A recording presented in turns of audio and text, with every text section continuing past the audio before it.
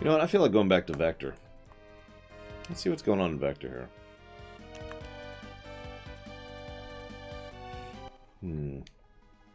I bet they'll have donuts.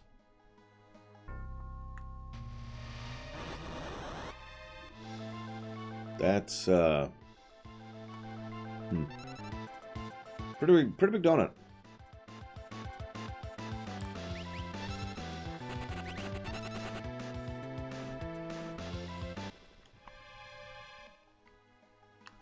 Okay. Maybe we should go up here. That's a good idea. Hello, Loner, Goldtick, Cathorse, Platy, and Zach Taft. What's up, guys?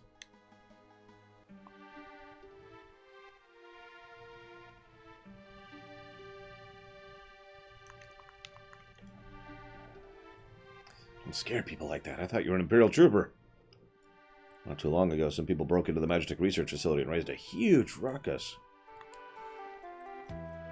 I used this opportunity to sneak in and grab this glowing stone. For 3,000 gil, it's yours. Sure. I guess I'll get your incredibly useful magicite. I guess. Oh yeah, they're doing the lawn today, so I'm going to be muted for a while. Whenever they get over to my place. Just as a heads up. Hello, Sheet Quarter.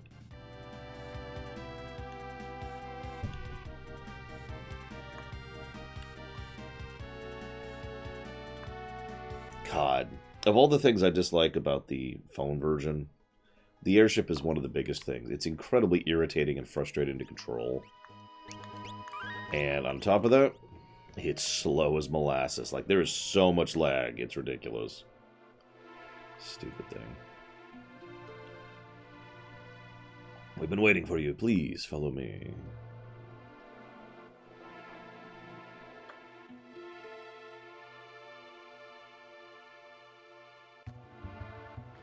Oh, you're here. The people of Narsh have finally decided to fight the Empire. How did things go in Vector?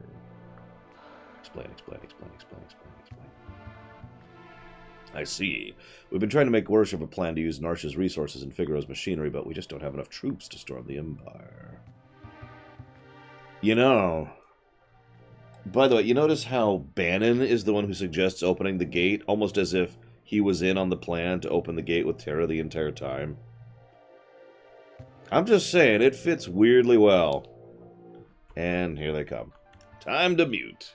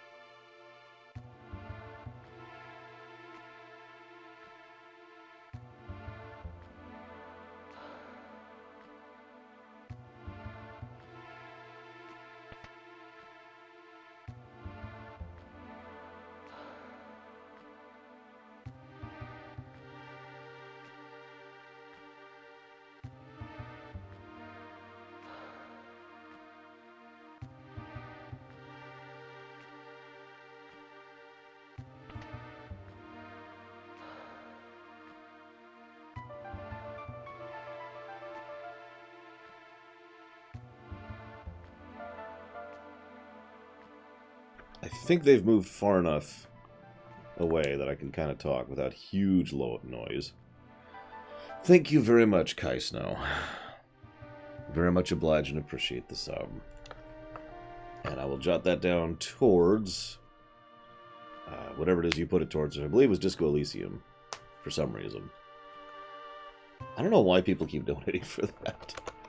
It's going to be one of our most boring streams ever. But I am, as ever, your dancing monkey. So thank you very much, guys. Now, Savakam, if you didn't see my message, your voice sounded fine.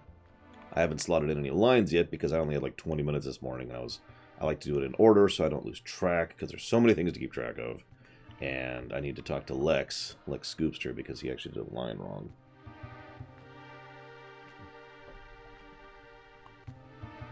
So, we'll see. Exactly, Takoida. See, it's going to be awful.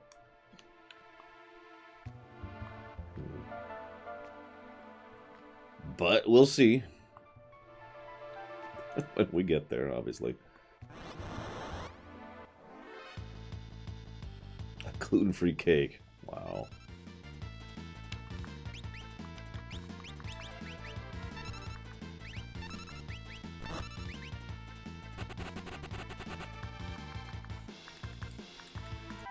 Alright, so what's more valuable?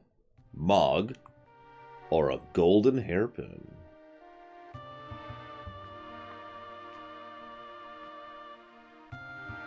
I need to talk to Ruth, too.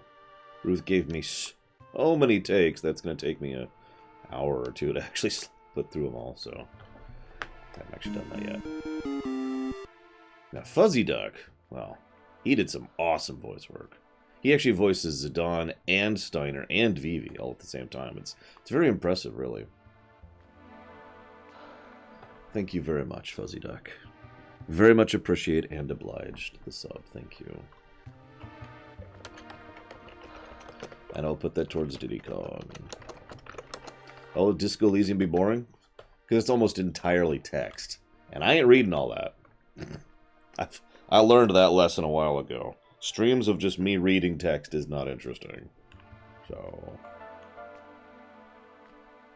it's far enough. Come one step closer and the Moogle gets it. God, me and my friend were so stuck on this for so long. It's like, okay, maybe we move up. No. Maybe we made a bit of move up. No. Okay, maybe we'll leave. No. Okay, that didn't do anything. Maybe move up again. Nope. No, the answer is to sit here and do nothing. It's not even for a long time. It's like for 5 seconds. Kupo.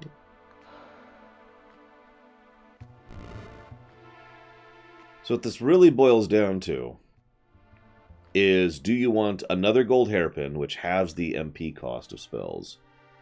At the moment, that's on the list to Dub. However, it isn't even close to being a run that's happening. So at some point in the distant future, yes.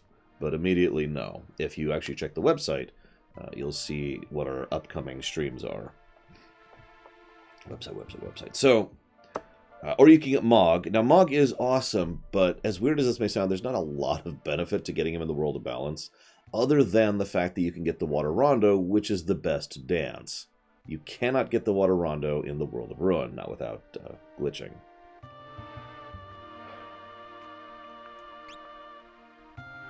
But we're going to get Mog, because Mog's amazing.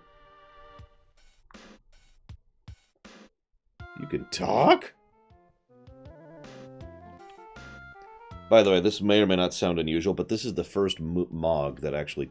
Moogle that talks in the franchise. And Moogles have been in since 3. After this, Moogles talking would become a lot more normal. See 9 for an example of that. So yeah, Ramu taught him how to speak. And I'm gonna help you guys, Kupo. And then Lone Wolf commits suicide.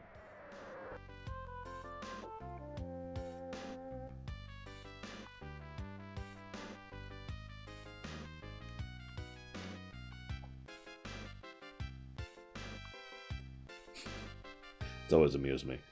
Well, you're not going to help me, huh? Well, then take this! Full jump.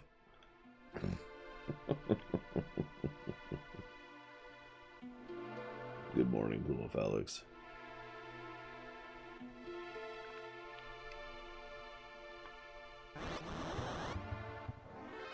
That's just because we didn't see it, Chikor.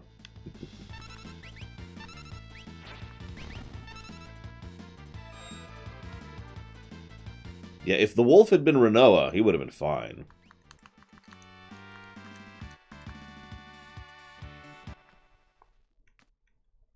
That is correct. KOTOR 1 and KOTOR 2 are separate streams, Kai Snow. We've already done a KOTOR lore run, so we're not bundling those.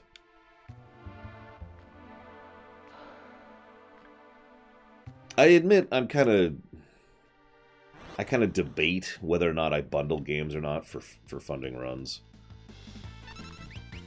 based on relative level of interest as well as the length of the games.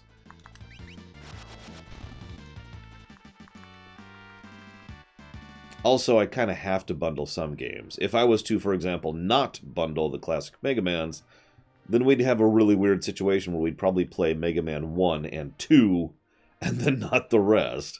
Maybe Mega Man 11, I don't even know. I guess we already did that one, but you get my point. Because people would be like, why would I fund Mega Man 4? That's ridiculous.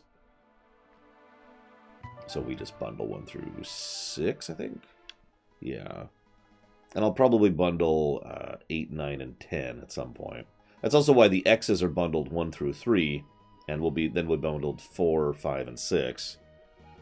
And then 8 will be separate, and 7 will be separate. Ow. No, we actually reviewed Mega Man 7 already. It was worse than I remembered.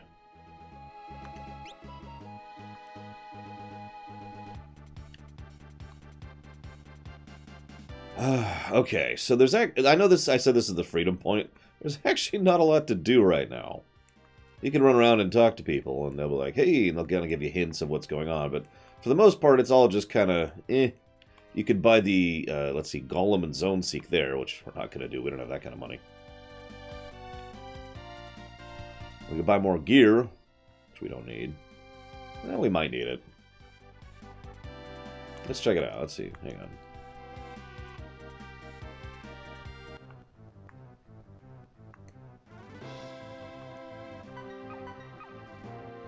Mugu Mugu.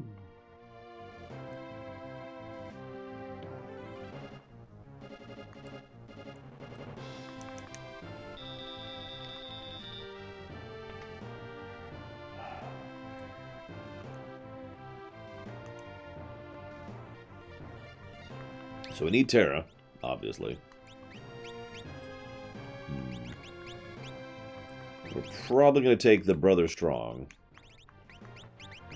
Who do we bring for our fourth? Of course you follow me. They all do. Hang on. I'm betting this donation will tell me who to bring. It's from Vigilant. Vigilant says you should bring...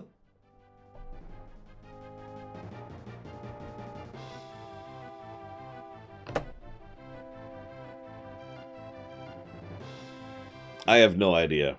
I don't have a wireless keyboard myself, because why would I have a wireless keyboard? Exactly, printer. Thank you very much, Vigilant. Very much appreciate the support as ever, sir. Thank you.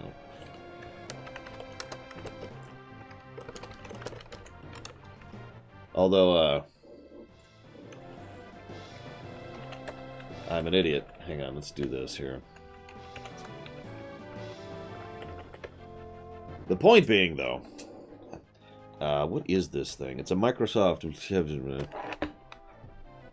Let's see. Microsoft Natural Ergonomic Keyboard 4000 V1.0. That's what I use. Okay.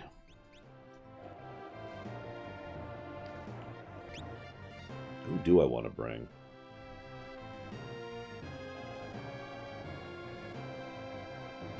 Yeah, this has been my favorite keyboard for years and years and years at this point. I actually have another of these keyboards in the closet for when this one eventually breaks down. So I'm just ready to go on a replacement. Who should I bring? Vigilant, you just donated. Who should I bring? I'm actually torn. Mog is like our highest level because of the thing. No, Mog, okay, sure. We will bring the Mog. He's going to be one of our main party members anyways because, you know, Enknun. Actually, let's do this first. Okay, so we're going to give him haste. And also haste. I'm kidding. We are going to give him the hero ring, though. Well, we could turn Mog into a melee or a mage.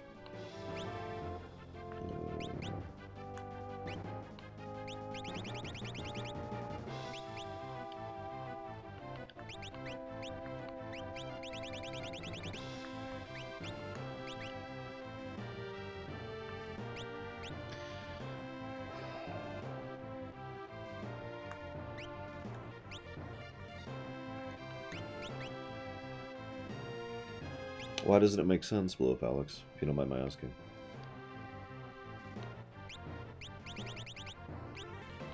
I mean, I know you don't like the lack of, or you don't dislike the encounter rate, but ignoring that, why would you never use Enknun in this game? No, Guinevere. I mean, I guess I could. It's not that hard.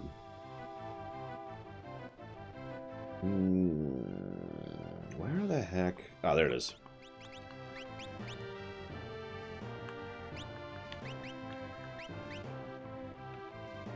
Okay, I can see that Blue Wolf. And we'll give her... I don't actually have a lot of options right now.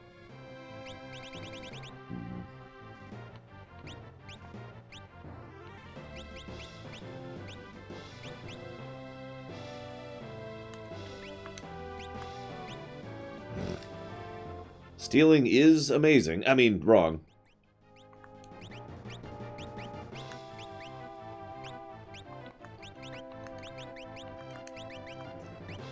So we have a lot of people to grab from. So we're going to put her on Bismarck.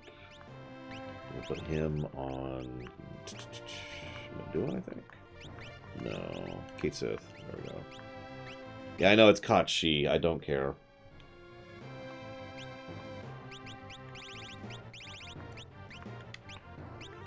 Yeah, let's go and give him Seraph. And where's Ifrit? We'll give him Ifrit. Okay. We're good.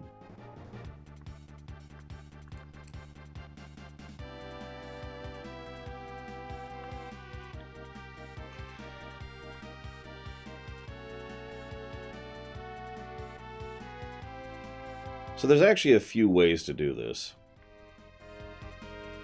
This is my personal favorite method.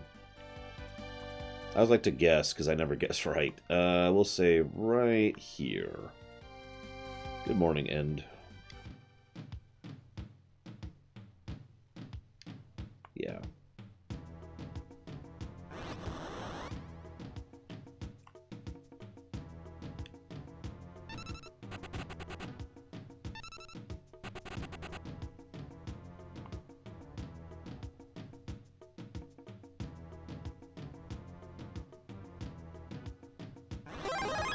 Holy crap. It's destroyers. Master, destroy us. Sorry. Thank you very, very much, Who Girl. Very much. As ever and as always. For 31 months. Appreciate you. At this rate, I'm going to have to come up with another badge. Past the badge you have, I think. Actually, that's a good point. Hang on. Have I done that already? Because I think I have. Pretty sure. Hang on, give me 1 second. I'm actually curious about this. Oh god, where's that? Here we go, loyalty badges. Nope, yep, there is another badge past that one, which I've already done, which is the 36-month badge. I, however, do not have a 48-month badge. I'm going to have to come up with one, because I don't even have a baseline for that at the moment. Like, I know what I want to do, but I have no idea how I'm going to make it. I'm probably have to make it from scratch. Which, you know, whatever. Oops, Whatever.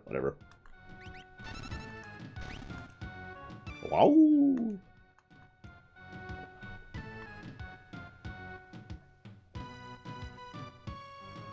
Well, I was thinking of doing basically gemstones.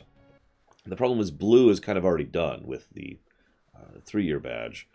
So I can't really do sapphire. I could do emerald and I could do ruby. I'm not sure which order to do them in.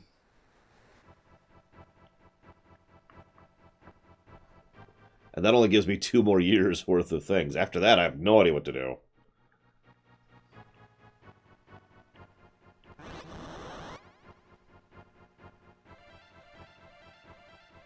Well, we've already failed at that.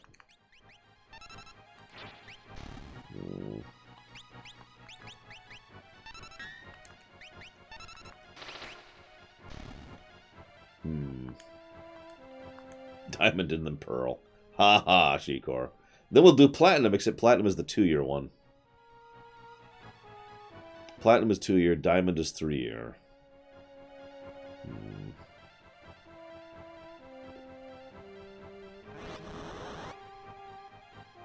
Ooh, I know. Okay, yeah, that's what I'll do.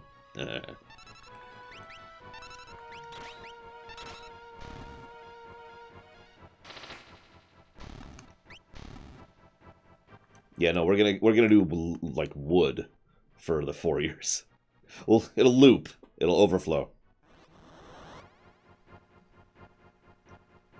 I don't think Vigilant thinks that strategy games are not my cup of tea, because Vigilant knows me better than that. Or does he? All eyes turn to Vigilant.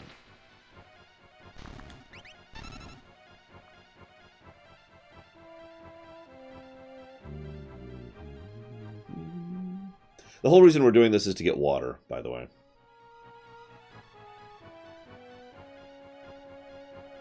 Which is, in all sincerity, the best dance for Mog. Most overall consistently good attacks. Also, arguably the hardest one to get. There's really only 2 ways to get it. Here or in the Leith River. Or Leth River, however you're supposed to say that. Do you mind?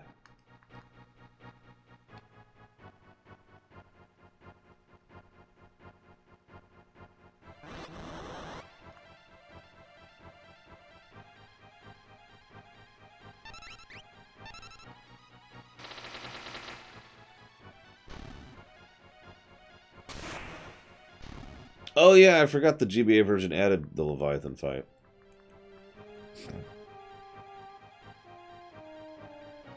So there you go. You can actually get water in the World of Ruin. Only in the GBA phone and PC versions, though. And if you screw it up, we only fight Leviathan once, so... Get up. Tyranny 2 is extremely unlikely to happen. Tyranny did not sell well. And they kind of have to make games that sell well, which is why they made a Pillars of Eternity 2.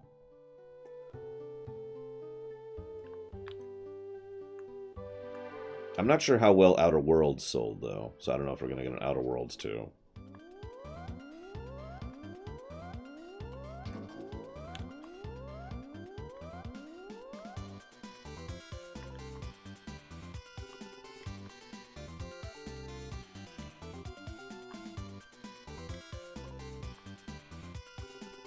I agree that Tyranny is better than Pillars of Eternity 1. Although I think Pillars of Eternity 2 is better than Tyranny. Whoops. The new Mass Effect is my response to that. I always love to think of the ghosts fleeing in terror as a giant chocobo tears through the forest.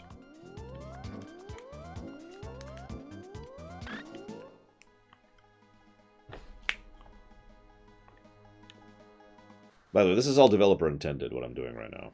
In case you're not aware. There's a reason there's that path and a chocobo at Nikea.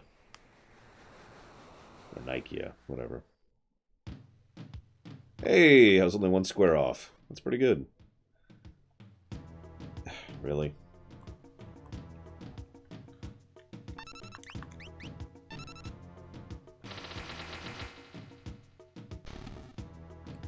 Listen, all I'm saying is that suicide solves everything. Don't actually. That's a joke.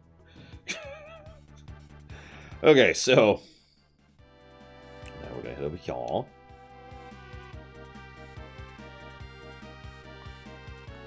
Suicide does solve YouTube issues. That is a truth.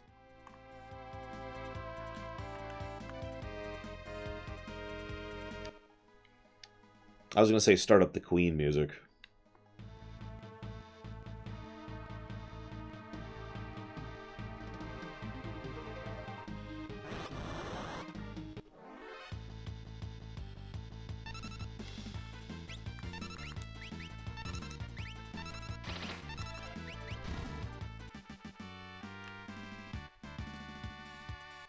Just realized he's in the wrong spot.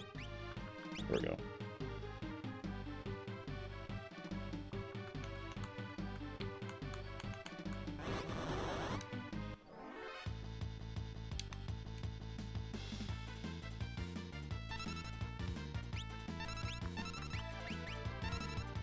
Yeah, that's the one I was thinking of, Savicom.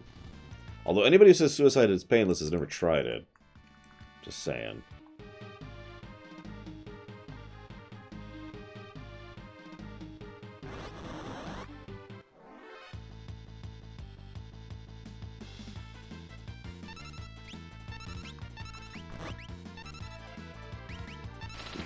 I know, Loner, I know.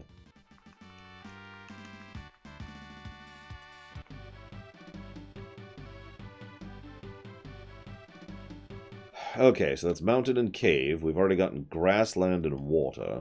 Now we need to get town and desert. Let's get desert really quick.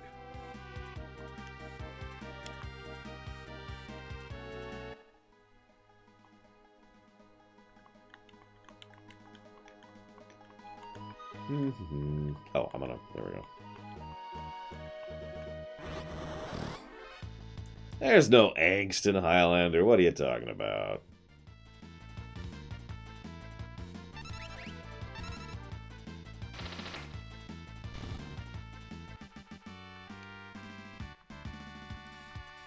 Mog learned fire and mastered Hindu dance. I'll go grab this while we're right here.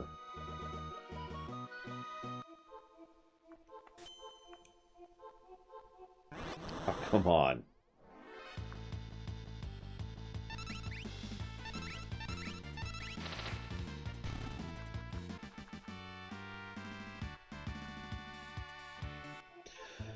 The way dance works is you start the dance, and first of all, if you are dancing in an area you are not the terrain of, so for example, if you do a desert dance in a town area, then you have a chance of failure, which gets pretty bad by the late game.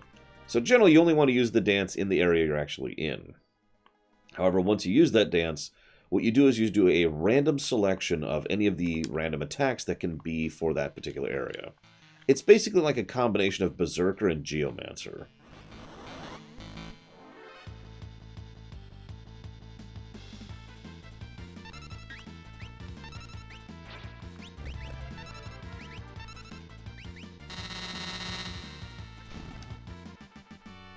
Oh, the monsters have nothing to do with anything. It has to do with the terrain.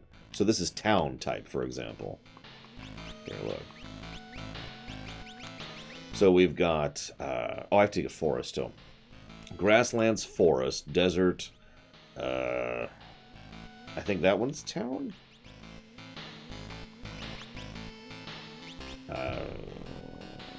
One of these is cave, and the other one is mountain. I forget which.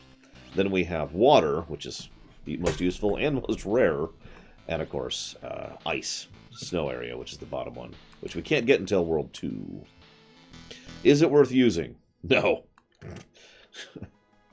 They're unique for Mog. They're unique abilities for Mog. Like I said, it's like a Geomancer. Now we'll get Forest really quick. Forest can be helpful. But Mog is yet another character whose ability is not all that great. In fact, I've already listed him on the not that great negative that I've already given the game. Because dances are not that great. Well, I demonstrate, but I'm trying to get forest here, so I can't actually really demonstrate properly.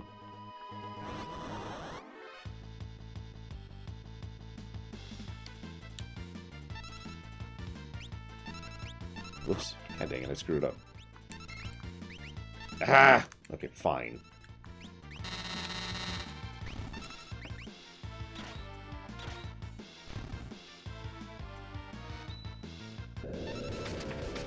Dance would be more useful if he didn't basically rage, and if you could use it regardless of terrain type. That's the big problem, the mischance. It's actually stumble chance. Those two things make Dance not good. If you could use it, if stumble chance didn't exist, Dance would be substantially more useful. Although, by the way, I never recommend anyone do an SCC of Mog. For basically that reason.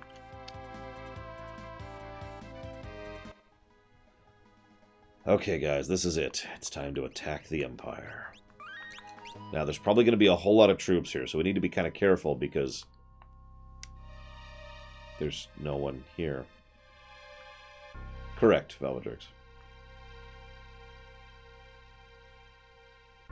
I forget the exact formula for stumble chance, but it's not good. It's way too high of a stumble chance. It might even be better if there was like a relic you could equip or a weapon you could equip that basically removed stumble chance. Something, you know? So, welcome to the sealed cave.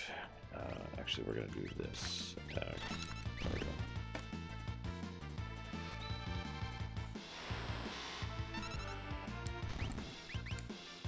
Oh, excuse me.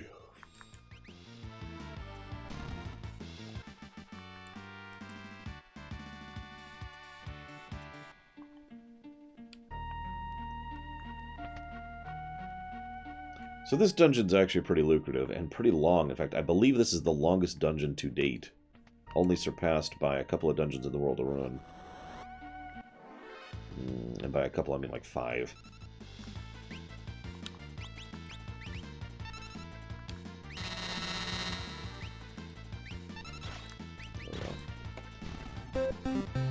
It's like Sonic Doctor. Like, no matter what you do, he's still the fastest doctor alive. There's nothing you can do about it. And that's the problem with Dance. Why did you ruin Mog, Sonic Doctor? Why did you do it? Ah, well. Thank you very, very much, Sonic Doctor, for your incredible ruination of Mog. Much appreciated. If you happen to know where you want to put that, let me know. So this is a mechanic that actually existed in previous FFs, but they put it in a slightly, different way.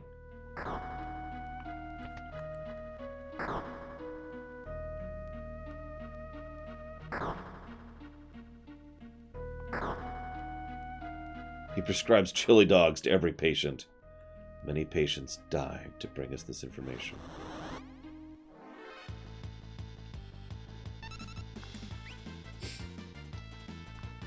Okay, so I'm not going to tell the story here, but all I'm going to say is I can't see these enemies without laughing. You got it, Sonic Doctor. Thank you.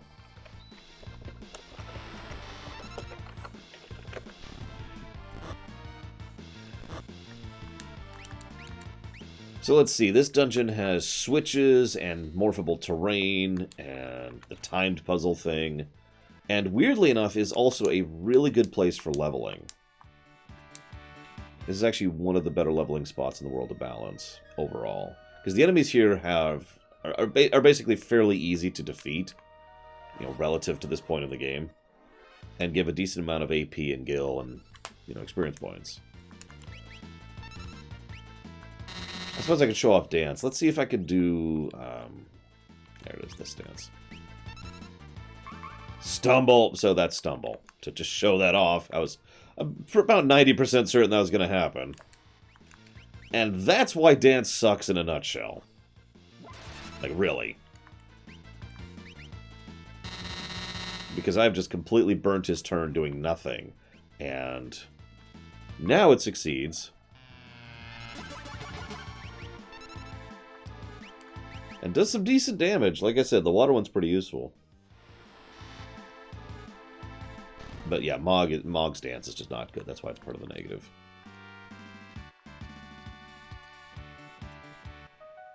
Hang on just a second.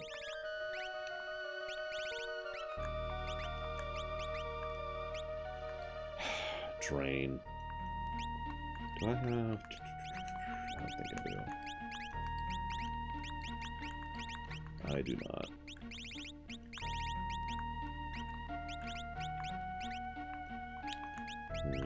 Who has... Ah. Yeah, that makes sense. No, Sonic Doctor. Not even close.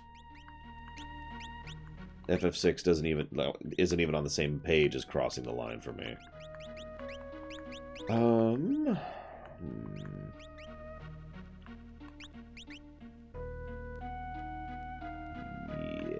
let's do that. If you haven't noticed, I'm basically not playing as if everyone's going to be a mage this playthrough. I haven't gotten the switch yet. Ugh. Wake up, Laura. Ah, well. A first-time player would probably not notice that either. Instead, I am focusing on the stat-ups, which is pretty normal for me anyways. Like, don't mistake me, I enjoy learning magic on people, but I find more enjoyment from just using it to customize their setup and build. So right now I'm turning both Mog and Terra into melee-centric characters. Edgar is actually becoming a mage, though. I am flat-out turning him into a mage. That's why he's already got Cura, and he's working on his Fyras, Blizzaras, and Boltas, or whatever they're called in this one right now.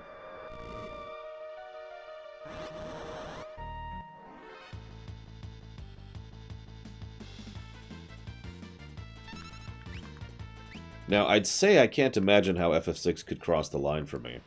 But unfortunately, I used to read fanfiction. Yeah, you notice I was stumbling over that, K. Because I was trying to say Bolt 2, and... Because it's not even Bolt, it's Thunder in this version. I do actually like the Ara, Aga, Aja system, though. I do admit that. Sounds cool.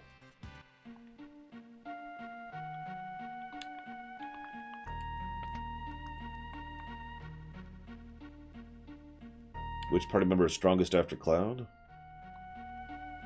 Oh, right. So, power hierarchy. So, I know this is all down to opinion and preference, but I've always thought, in lore, that Terra is by far the strongest person in this game. Like, the game really goes into the whole, because she's a hybrid, she has the benefits of both thing. Also, if you're doing a single character challenge, Terra is by far the easiest character to do it with. It's basically not even a joke. It's not even any difficulty to it. It's just... Yes, she literally has the best of both worlds. Someone stab K for me, please. No, Savaka.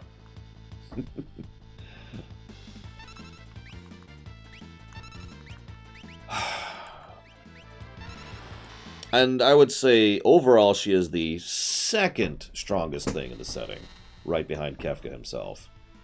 Kefka at the end, not Kefka right now. Right now, she's stronger than Kefka. But, as I've pointed out several times, Kefka actually levels and has power progression throughout the game, which is another reason why he's an interesting villain, in my opinion. He starts off pretty weak, relatively speaking. But as we get Magicite, so does he.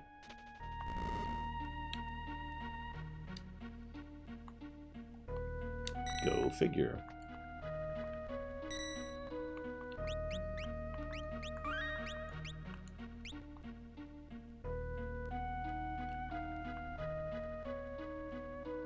That depends on a lot of circumstances, sadly, Sonic.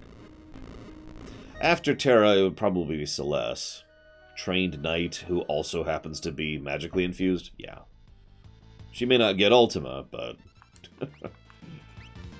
After that, that would be pretty difficult for me to think about.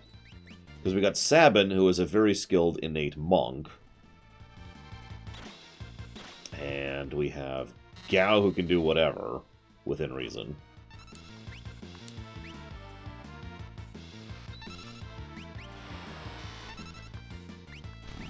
Mostly due to availability, Savacom. We can't reach Kefka right now. Remember, Kefka's not the goal right now. Kefka's not even the villain right now, if you're paying attention. Gestalt is. Who, ironically enough, we probably couldn't take on right now, because Gestalt has kept all of the most powerful magical infusions for himself. I don't know if you've been paying attention, but later on, not even that far later on in this game, he's going to cast Meltdown, aka Merton, in the SNES version.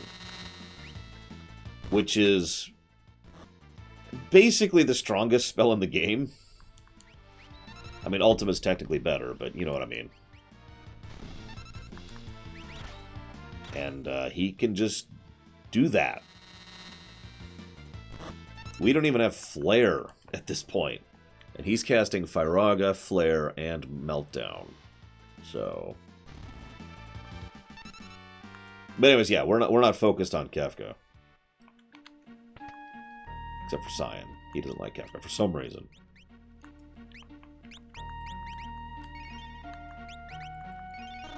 Remind me to stock up on items after this, by the way, please. I actually meant to. Completely spaced. We'll be okay.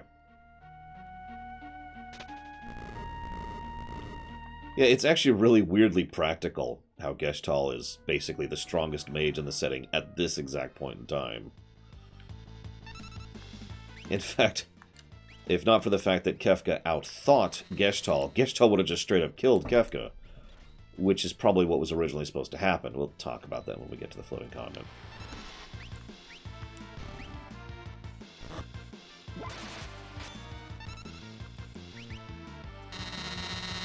We have a little bit to go. Jeez me.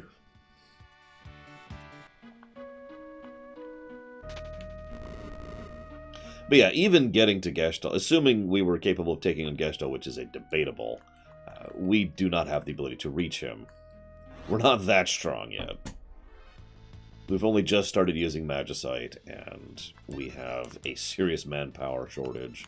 It's the whole reason we're going to recruit the Espers, and totally not because it's a trap by Bannon.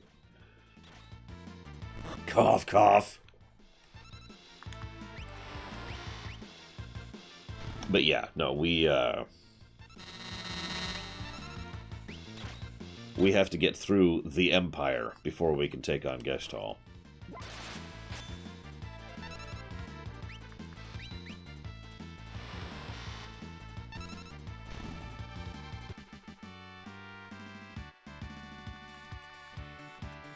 Actually, they never flat out say exactly where Gestalt got his magic from.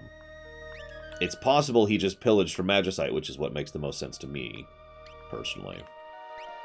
It is also possible that he has received Magitek infusions once they were perfected. You know, Kefka was the first, but you know, he's been using it for a while then. I mean, Celeste is, well, relatively stable.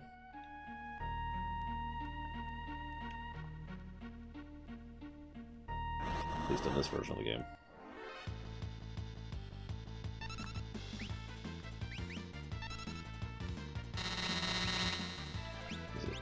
I think it's this one. Yep, that's Cave. Cave actually sucks. It's the worst dance by far. I know it just insta-killed that guy, but trust me, Cave sucks. No, Loner. So, the Empire knows what Magicite is as of the last time we were there, which was a little bit before this part. So, now knowing what Magicite is, they have redirected their efforts towards Magicite rather than direct magical imbuement. Safety first, Dakota.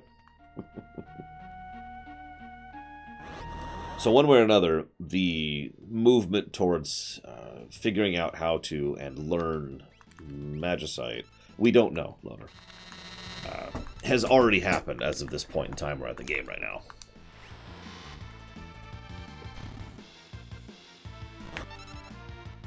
Yeah, the movie has literally nothing to do with this. Abso-freaking-lutely nothing. The only thing the movie has to do with anything is nearly bankrupting the studio and forcing Enix to reconsider the merger that almost didn't happen because of that film.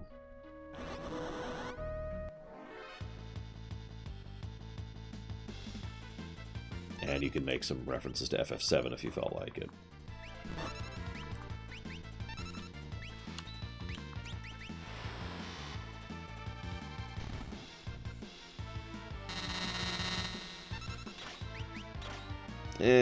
I've heard that before, Loner. I don't actually agree.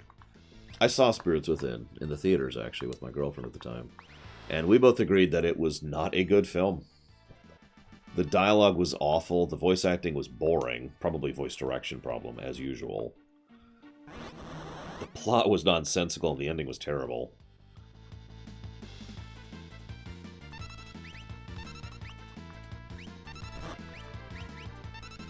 But yeah, one of the weird things I've heard quoted a few times is the reason Square merged with Enix is because of the fact that the film bombed. It's actually the other way around. Square was trying to merge with Enix for several years. When the film happened, Enix backed off like, whoa, we don't want to merge with you. And then Square had to spend several additional years trying to, you know, woo Enix in order to get that merger to actually happen.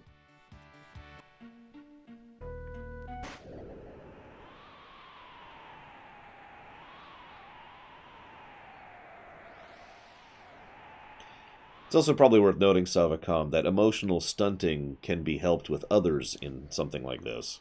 Celeste has Locke, after all. Kefka has no one, and Gestalt has no one.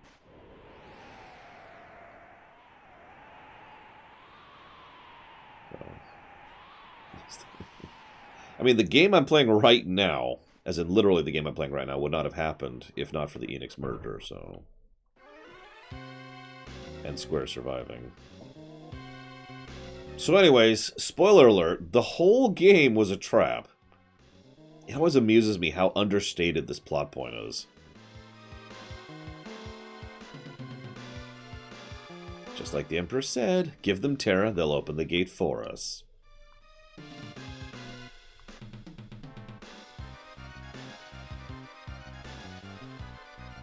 See you around, Guinevere. Have a good day at class.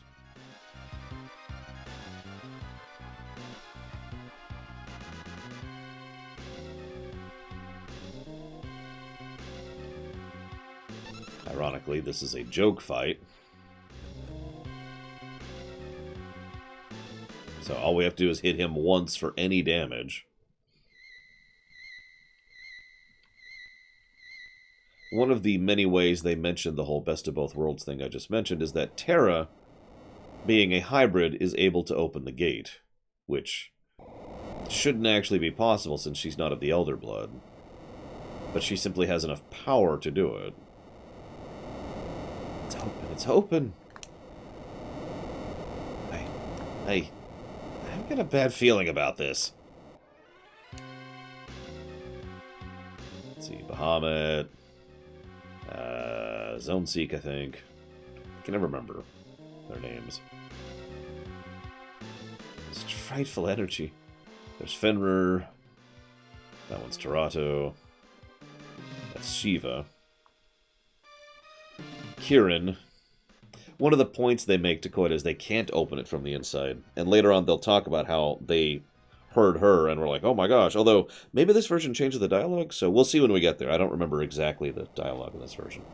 When we get to Thamasa, they will reference this event. Yeah, they reuse Espers at this point, which they shouldn't. In a remake, I would have completely new Espers here, which I know is a waste of resources, but I'd still do it, because these would be the Espers that we then meet in Thamasa. And, you know, I would use their sprites there as well, before Kefka's them.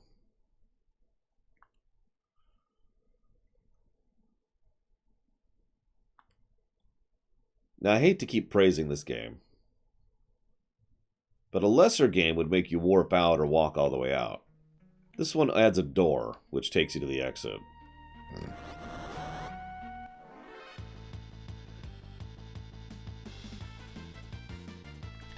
Oh, you'll see, Malachor. You'll see. I probably shouldn't run. I'm not doing a low-level run. I'm not doing a low-level run.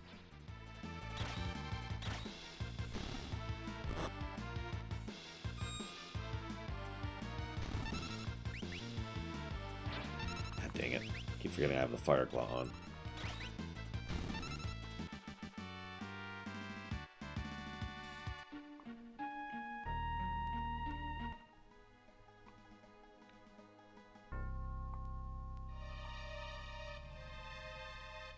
That's because I just made it up, Loner. He does thoroughly Kefka them, though. The Espers all flew off together. The Imperials run off, too, as if they were afraid of something. Which way the Espers go? To the Imperial capital. Vector.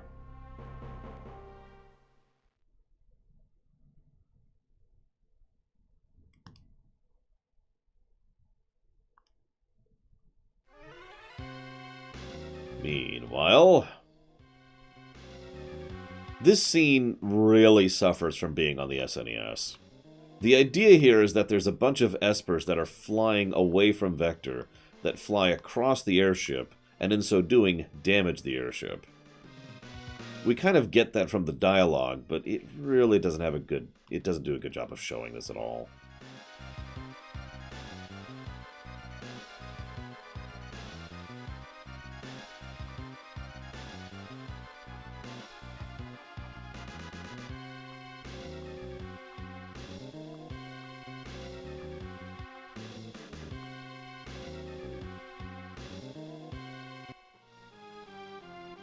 Damn it, we paid for this Mode 7, we're gonna use it, by God!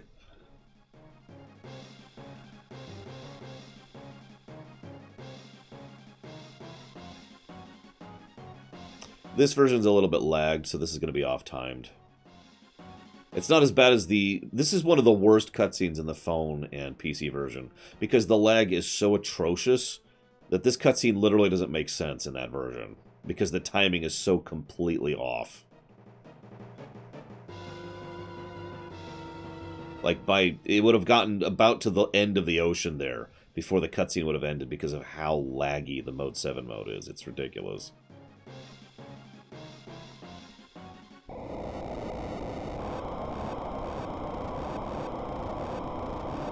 Yeah, by the way, Mode 7 in general is terrible on that, on the mobile and PC version. One of the more obvious flaws. So, we lost the airship. And we have an audio glitch.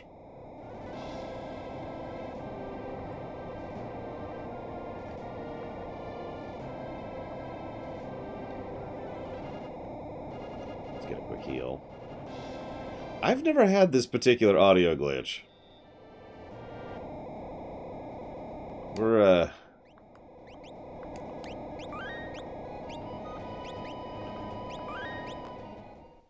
There we go. Ahem. Yeah, that might be the sound patch, because, you know. Anyways, thankfully there's a chocobo right here, otherwise this is a bit of a trip.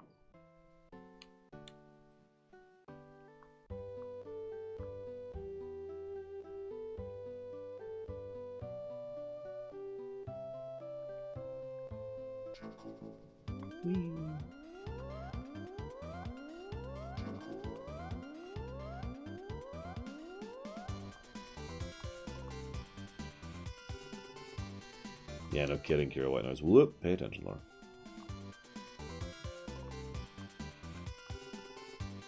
No, Malachor. I've never even heard of that terminology. What the hell, man? Where did you even find that? I actually can't stock up on items yet.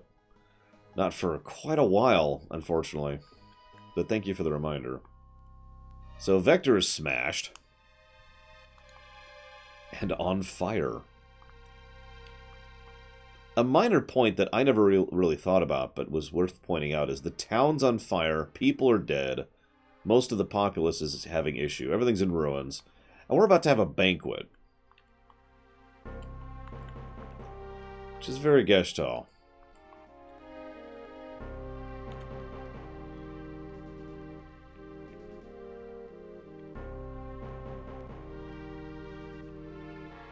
You notice the palace is not on fire.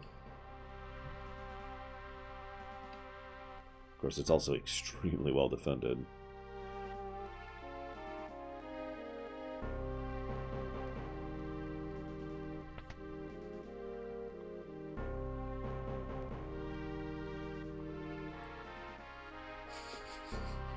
I mean, yeah, the palace is made of solid frickin' metal, and is also defended out the ass, so... Oh, I've lost my will to fight. I'm definitely not evil anymore. You should believe me. The Emperor's had a change of heart. Okay, did anyone buy Geshtal's turn of heart on this? When they learned that none of them were alive, they ravaged the entire city. I'll never forget their shrieks of rage. We're hanging up our weapons for good. This war is over. Power of those espers, I had no idea. They'll destroy the entire world if we don't do something. We're utterly helpless against them. We must find a way to calm their rage. Men should never lust after power they lack the means to control.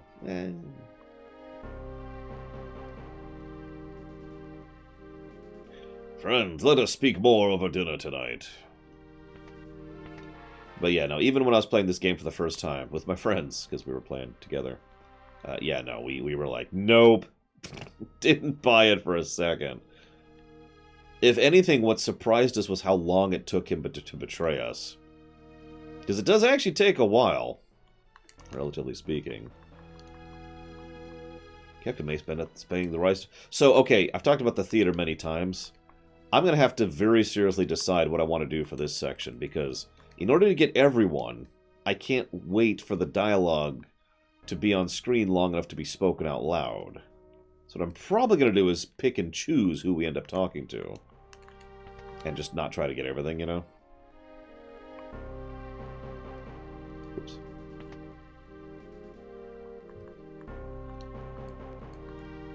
Kefka was locked up because he used poison. Returner scum. You know what I mean, Geludo.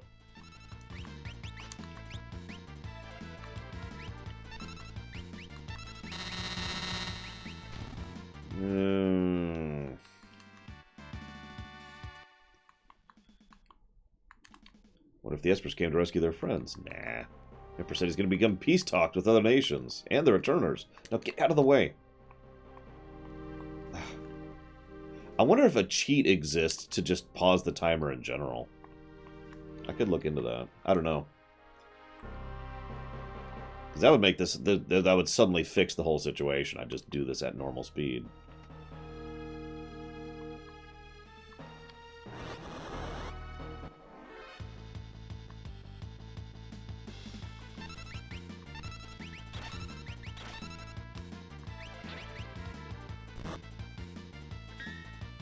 Anyways, there's some options. I just don't know what I'm going to do with this section yet. I'm already going to have to do some audio trickery with this version, because I'm going to be recording the GBA version. And the GBA version, even with the audio patch, is not good. So I'm going to have to figure out how to get the SNES audio in. Or I can just play the SNES version. I don't know. There's some options there. We'll think about it. We'll figure it out. Thankfully, it's not something I have to think about right now, because I'm still thinking about the FF9 theater. The irony is the only way I could tell if the SNES translation patch is any good is to play all the way through it, which I have not done. And, you know, do basically a side-by-side comparison. So that could be fun stream sometime. We're going to play FF6 yet again! I don't understand your question, Malachorus. All I'm going to say is that this is the GBA port, which came out back on the GBA in like 2000-something. I don't know the year, don't ask me. Now, I'm kind of blazing through this, obviously, because I'm in a hurry, but I do have to admit that I actually really like how they go out of their way to show a large variety of responses from the Imperial soldiers. There's some who are fully in favor of peace, some who are fully in favor of war, and a whole lot of in between. And I like that. I like that a lot. You know, one guy lamenting that he lost his entire family in the war. People lamenting how Kefka's terrible. Some people saying the returners are scum. Some people saying that you can't be beat down. Sure, of course, Potato. Absolutely. Don't you have carpet in your toilet? In your bathroom, excuse me.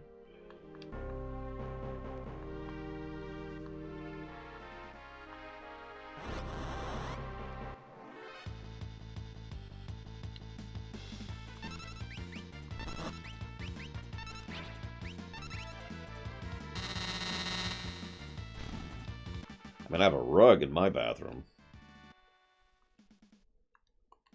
But yeah, this I've talked about this before. This is something 7 would do. This is something 9 and 8 would do. They have a bit of a tendency to try and humanize the bad guy side, which basically started with 6. And there's Kefka. Hey, Myron. How dare they put me in a place like this? Ugh. I just can't believe it. Yeah, like that audio clip is just unacceptable for the GBA version, so... Clearly what we should do is do the PC version. That evening, a banquet was held with the Emperor.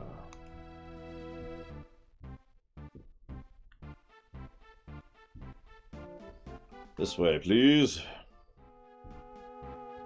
Notice this is returner music they're playing here. And Sid... I'll sit with the returners if that's alright. I'm surprised he survived this event. The reason they're using the squat animation is because they don't have a sitting animation loader. At last we can all be together, sharing a meal on the same table. Let's make a toast. To what shall we raise our glasses? To our homelands. Well then, to our homelands. Why would Bannon be here? He's just an Imperial agent. As you may know, I've imprisoned Kefka for his crime of using poison against Doma. What do you think should be done against him? I see. Well, let's let him stew in his cell for a while. Then we can decide what to do. Truly sorry about what happened in Doma. No one ever dreamed Kefka would use poison.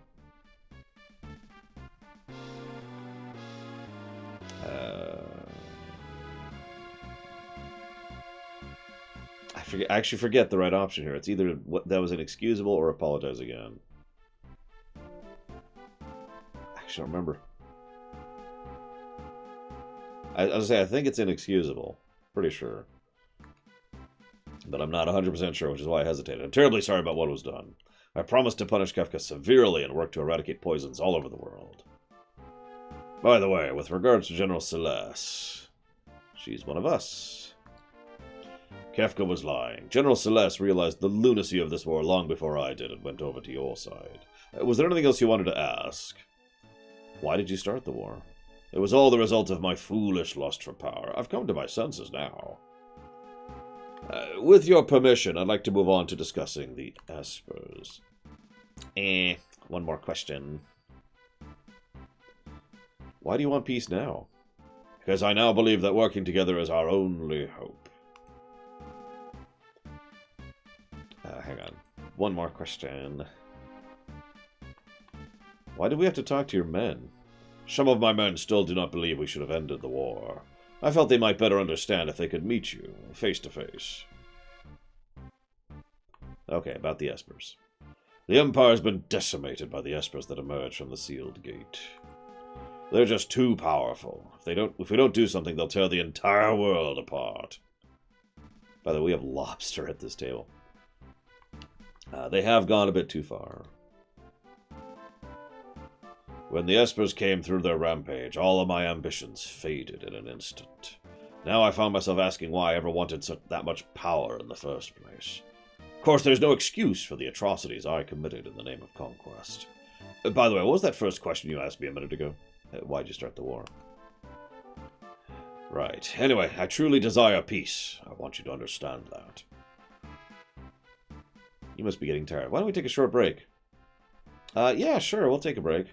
By the way, I'm not ignoring your question. I'll tell you exactly what the point is of the choices in a minute.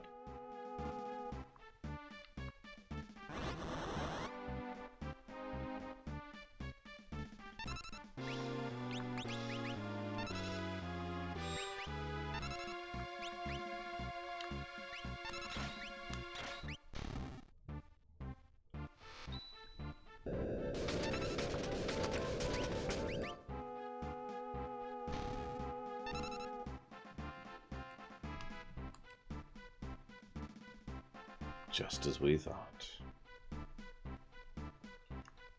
Resume. Is there anything you wish to hear me say? The war is truly over. All right, I swear here and now there will be no more fighting. Now I have a favor to ask. After they attacked us, the Espers flew off northward towards Crescent Island. We have no way of knowing when they'll decide to go on another rampage. We need to find them and convince them to set aside their aggression before that happens. But, considering all the Empire has done to them, I doubt they'll be willing to listen to us. That's why I need to borrow Terra's power. Terra's the only one who can bridge the gap between human and Esper. I have a Magitek armor transport ship moored in the port of Albrook. I had hoped to send it to Crescent Island with all haste. Would you please go aboard?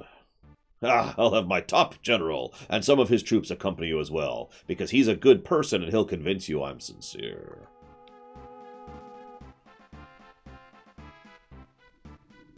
I'm General Leo. I'm pleased to make your acquaintance.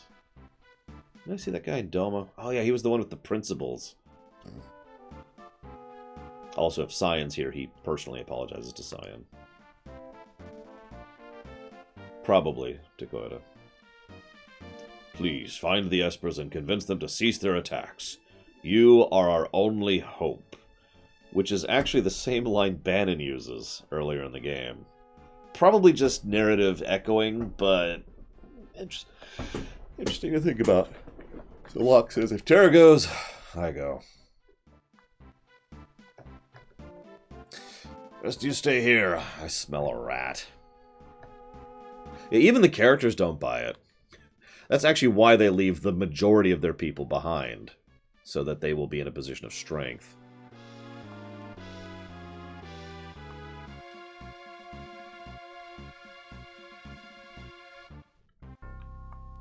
So, what was all of that about? Well, how many people you talk to and how you perform at the banquet determines a score. That score determines what rewards you get from this guy right here. So, you can get troops withdrawn from South Figaro, troops withdrawn from Doma, the armory gets unlocked, then you get a Tintana, which restores HP every step, and if you do everything perfectly well, you get the Ward Bangle, which reduces random encounter rate. Hope that answers your question. Albrook's a port town to the south of the Empire. Plans to leave for Crescent Island from Albrook in a transport ship carrying Magitek armor. We'll keep a close watch on the Empire. You deal with the Espers. Okay. But wait, what about Kefka? I will never be able to forgive Kefka. I mean, why would you? I sympathize with the man, if you could call him that, but I don't forgive him. Why would you?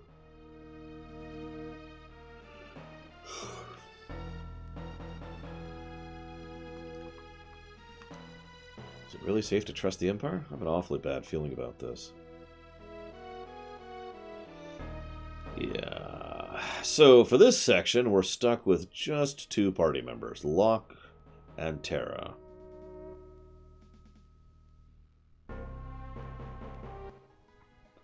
There's one thing I want to show off really quick, though.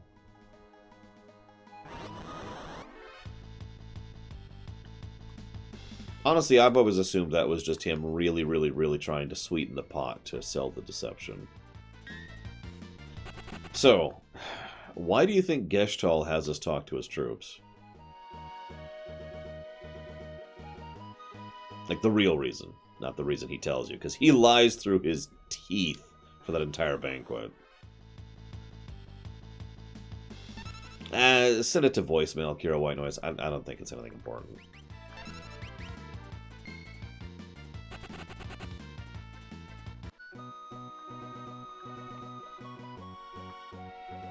Oh, it was there. God dang it.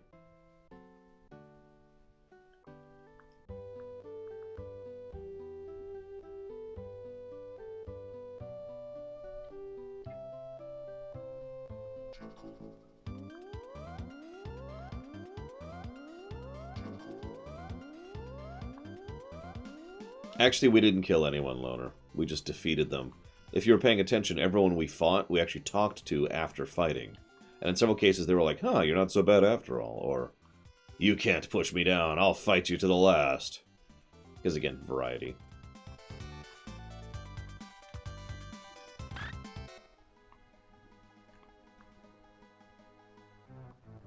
Get a free heal while we're here. Actually, are we still good to go? Yep. No, we're not, because lock. Yeah, let's go with... no, Zalok. Very few people are actually in on this deception.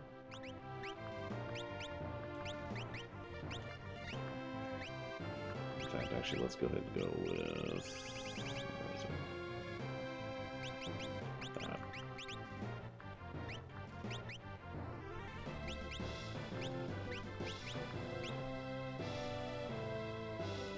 I'll go ahead and tell you, we don't know. There's actually several options for why he has us talk to the troops. But first, we have to have a cutscene with Cid and Setzer. This is a nice ship you got here. The shock from the crash really banged up the engine. It's going to take a while to fix. Let me help you. I know my way around an engine. I think I'll pass. You know, you could really speed this baby up if we axed the casino and streamlined her a bit. It's not open to discussion. Now, will you please get out of here? Oh, well. Would have been at least twice as fast, too. Maybe 3 times.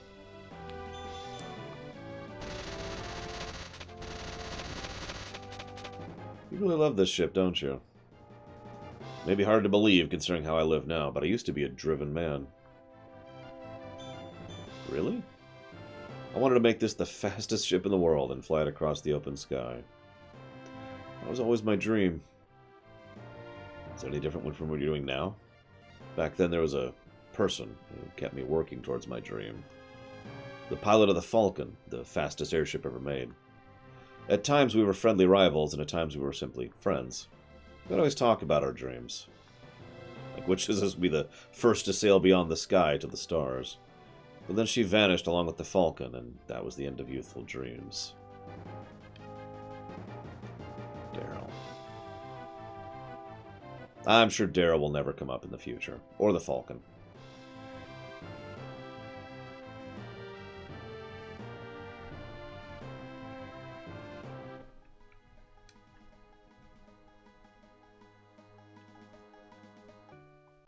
Ironically, the Falcon in this game is actually named after the Falcon from 4, not from Star Wars. Now, the Falcon in 4 might have been named after Star Wars. That's possible. I don't know anything about that, though. So anyways, personally, I like to think that Geshtal was trying to kill a whole lot of birds with one stone. He gets to look sincere. He gets to figure out which of his own troops, you know, are basically to feel out his own troops' feelings on the whole fake peace thing. There we go. Oh yeah, we need to go do this now. I mean, we don't have to, but we're totally going to.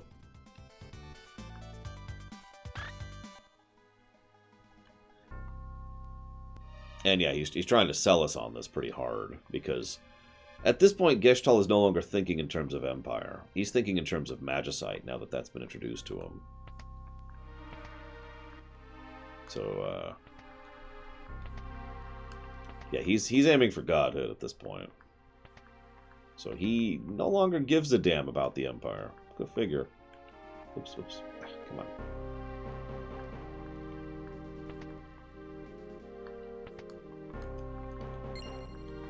Whole lot of worthwhile treasure here. Hello, hardboiled one. We're all going to die. Until I come up with a longevity vaccine. The irony here, in my opinion, is if Geshtal had not decided to aim for godhood, he probably would have won. I mean, if you think about it, and Savicom brought this up earlier, the enemy has been doing nothing but winning the entire game.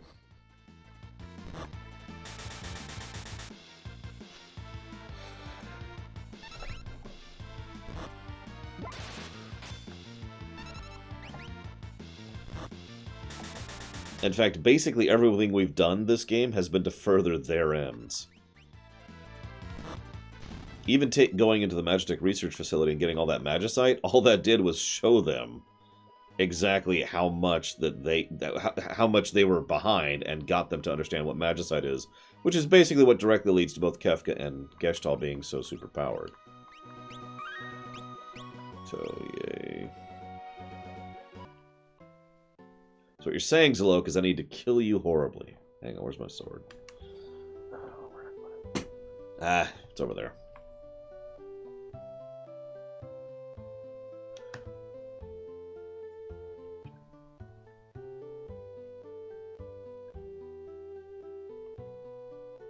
Excellent, Zalok. Good job. You're promoted. Ah, there you are. Another Imperial general and a man I hired in town will be accompanying us as well. 2 generals on this mission. Wow, Gestalt must really care about this.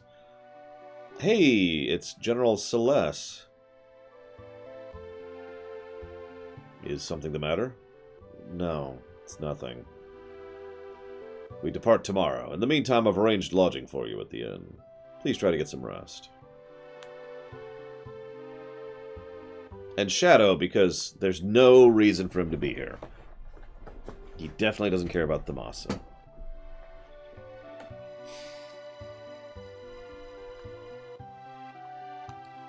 I'm working for the Empire. But don't worry, they didn't hire me to kill you. Thanks, Shadow. That makes me feel much better. Yeah, we should probably get General Leo to join the party. He'd be pretty cool, I think.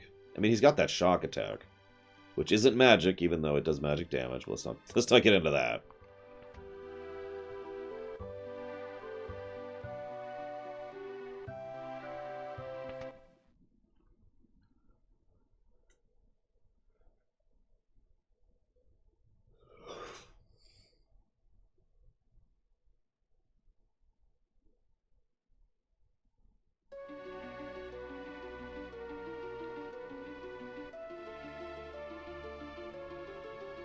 God, that's such an old and terrible run, Console Hot. I keep thinking I should just delete it. Celeste?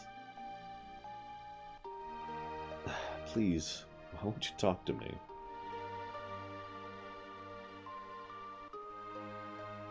I know, I doubted you. If only for a moment, but we can still be friends, right?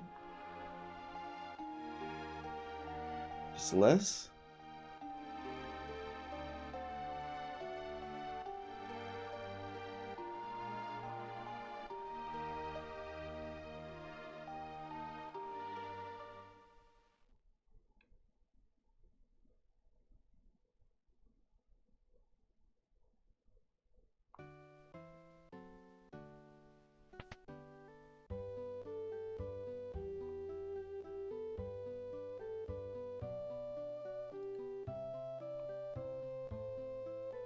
By the way, she's 18 and he's like 21 or something like that. They're both young, is what I'm trying to say. They are both young. And Lord, does it show.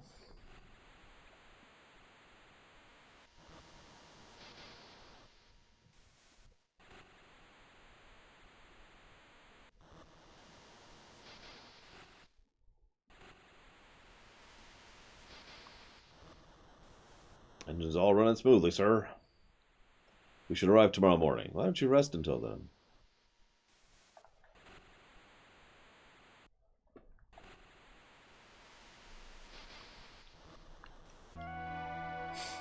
Having trouble sleeping?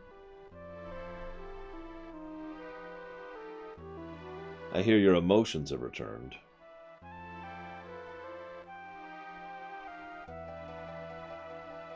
It's strange, isn't it? The Empire used me, controlled my very thoughts, and now here I am, cooperating with the same people.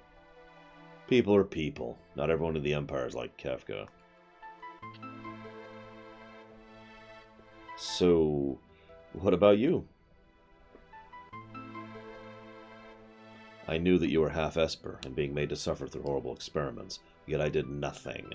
For some reason. I'm no better than Kefka.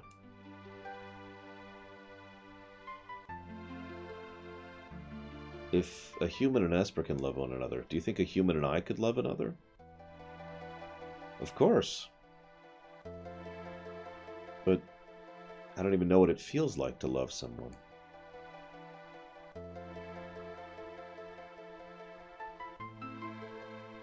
You're still young. Someday you'll know. I'm sure of it.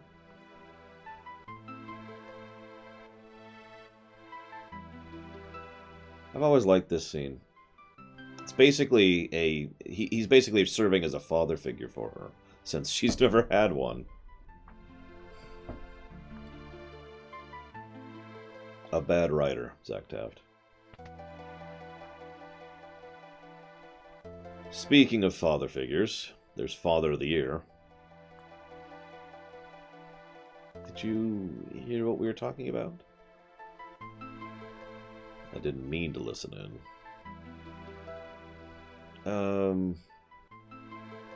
I can't help you. Those are answers you'll have to find for yourself. Tara. There are people in this world who have chosen to kill their own emotions. Remember that.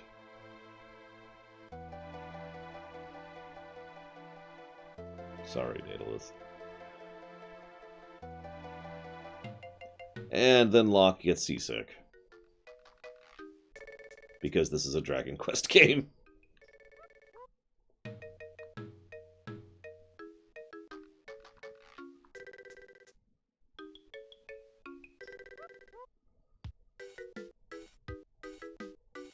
World's greatest treasure hunter, reduced to this.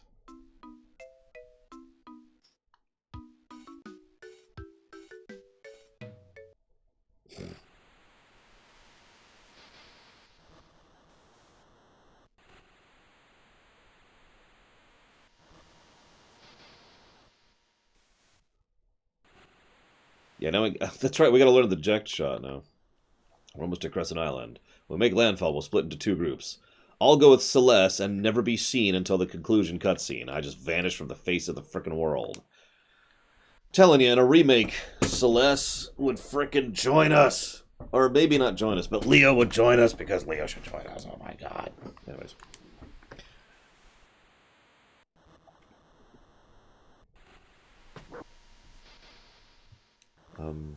Locke? Come on. Oh, that's even a better idea. Have the camera switch over to Leo and Celeste and like basically invent something that they were doing while we were going through the Esper Cave. I like it. Basically brand new content.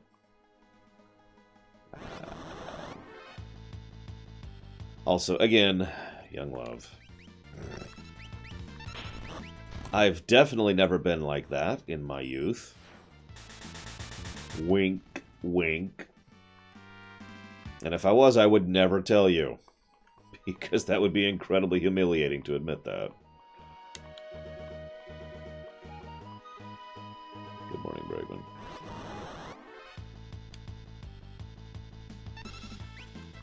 Anyways, Leo is pretty damn strong in lore. The general idea is Japan likes to do this thing, where someone who has no superpowers can keep up with superpowered people somehow.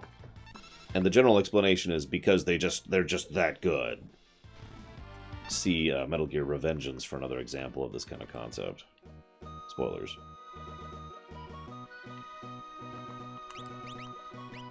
You'll notice I'm not bothering to equip or do anything with Shadow because he is about to leave the party. Whoops. So welcome to Thamasa. Delivered homage to Mazidia. Yeah, let's buy some weapons.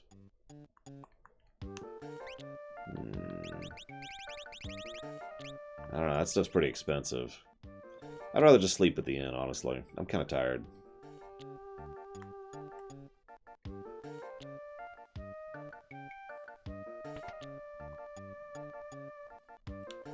You're outsiders. Gonna cost you 1,500 gil. Whoa, okay, never mind. The innkeeper doesn't like strangers. Yeah, I can tell. Sheesh. Espers? What in the world are those? I've never even heard of them.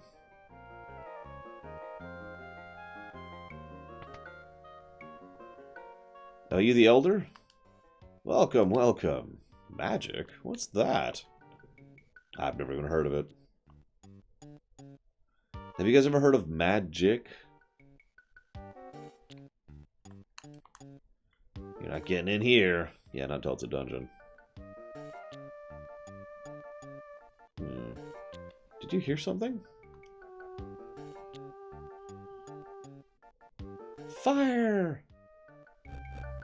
Fire! Uh-oh.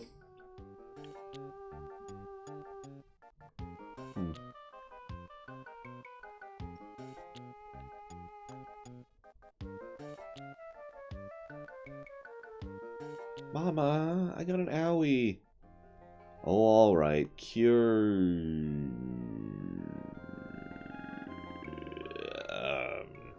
Yo. Yes, I think I left the medicine in the curio cabinet. Mama, why won't you use cure on me?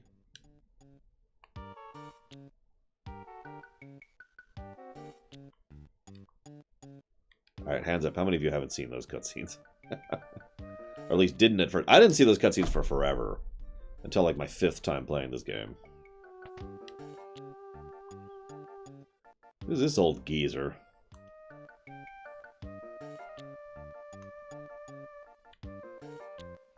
Definitely not going to join the party. Here, let's go ahead and name him.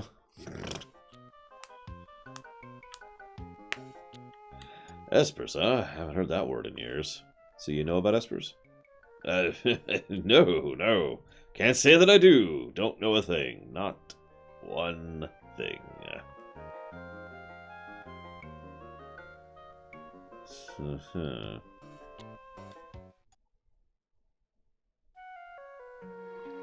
Grandpa.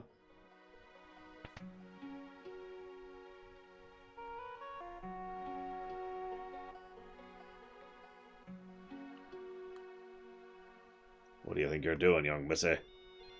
And she'll definitely never join the party, and definitely isn't technically the best mage in the game. Because of her innate stats. I'm serious, by the way.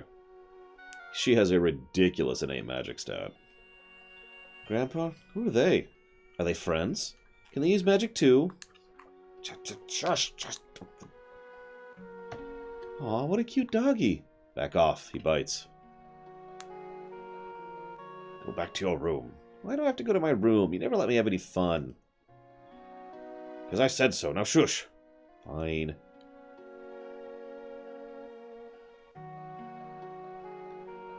Oh dear. Seems to have taken a liking to your dog. Slam door shut.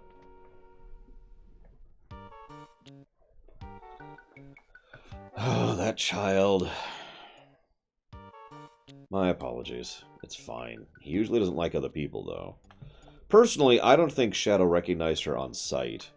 I think it's the connection with Interceptor that made Shadow figure it out.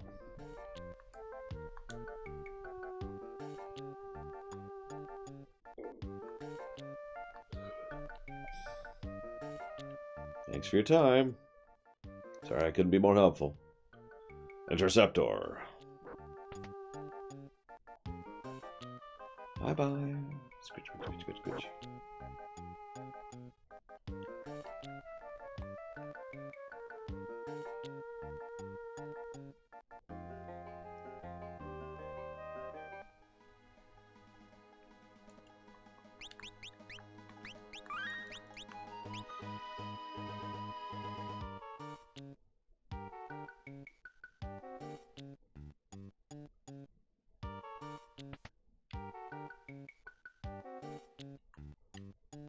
One gil a night. Also, this is the best inn in the game in both worlds. Because it's just one gil a night. There are several times where I'll go out of my way to fly to Thamasa just to use that inn.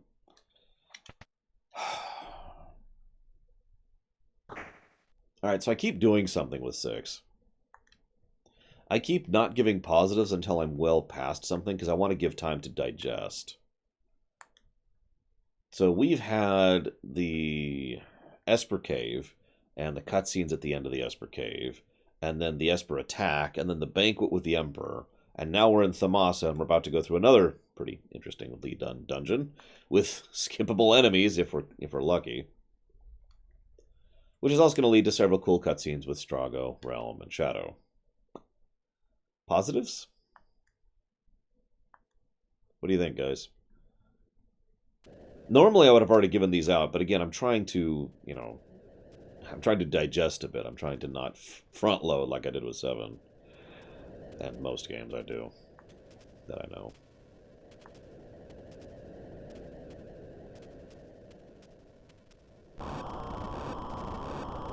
Yeah, I was going to say, if nothing else, I actually really like the variety to the Imperial soldiers. In general. In fact, I'd probably just give it to that in general. But the banquet is easily the best example of that. If I was to be honest, I also kind of like the fact that we don't actually buy into the fact that the Emperor's changed. We're like, nah, no, don't buy it. Magic is forbidden! I don't care. Realm's inside.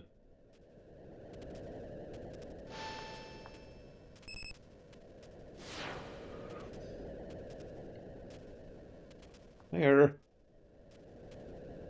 Alright. We really have no choice.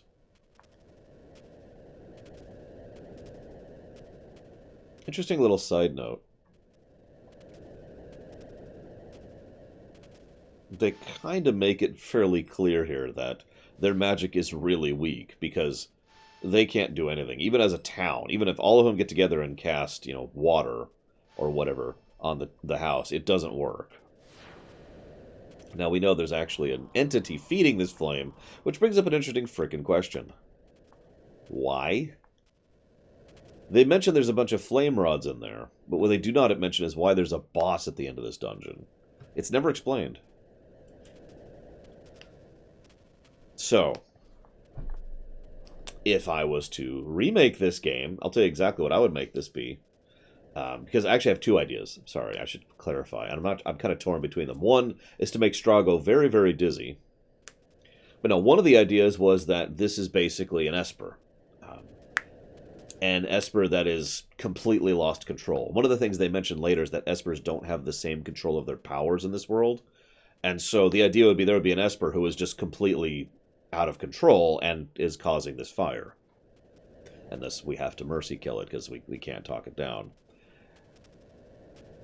The other idea, though, and I kind of like this idea better, unfortunately, Takoida got there first, is that this is Realm. That Realm caused this. That this would be a good way to introduce the idea of her paintings and what exactly their paintings can do. In other words, she drew a painting of something, and it actually became... And that went out of control! And so we're effectively fighting... He's only 70. We're effectively fighting a painting monster. Which probably wouldn't be causing a problem, except for the fact that they keep so many fire rods in here.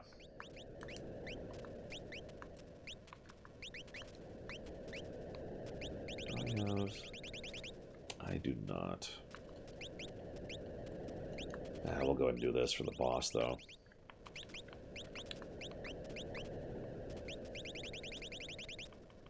Just to be ready for it. Either way, I would do something with this place to explain why it's being basically perpetuated. I like both ideas because both kind of tie in. In fact, they're not even mutually exclusive if you think about it. Hear me out, hear me out. What if she had seen an Esper flying by, a fire Esper? And this fire Esper, she was like, man, she's over hanging out at her friend's house, doing a sleepover, and she decides that she really wants to paint a picture of the fire Esper that she saw go by. And she's like, yes, it'll be awesome. And then she does, and then this happens. What do you think, guys? All right, I have to go this way. Yeah, put these earrings on. Wear this makeup. Now pout your lips just a bit.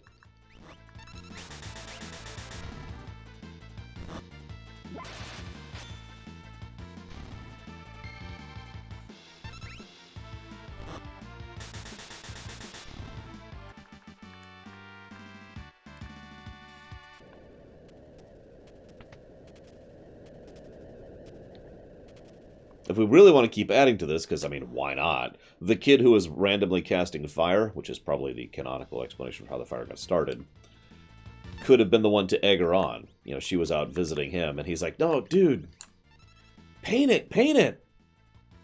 Paint the fire creature you saw. Okay. Are you sure? No, it'll be fine. All right.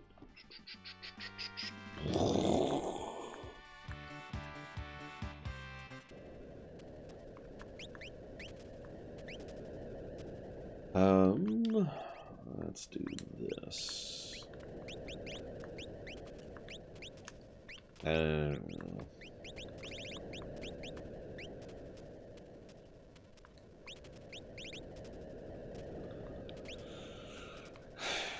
Yeah, let's do that.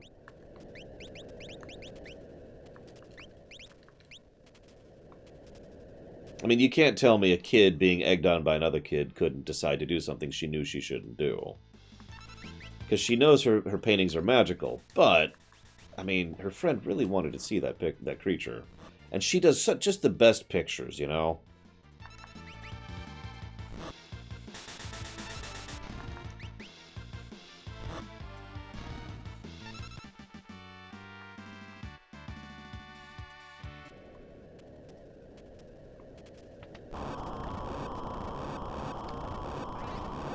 Right.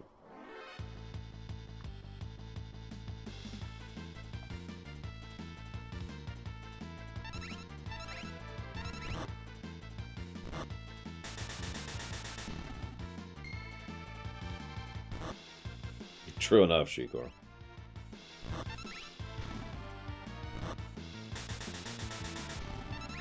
Oh, I absolutely can, Final Harmony.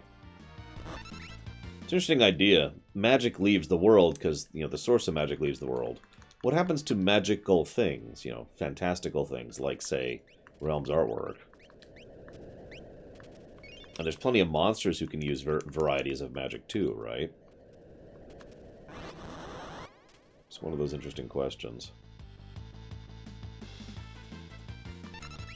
Although I will say, the whole magic being removed from the world entirely thing, you can kind of see why FF7 was originally a direct sequel. Because they were moving into straight sci-fi at that point. You know, tech. Rather than, you know, magitech.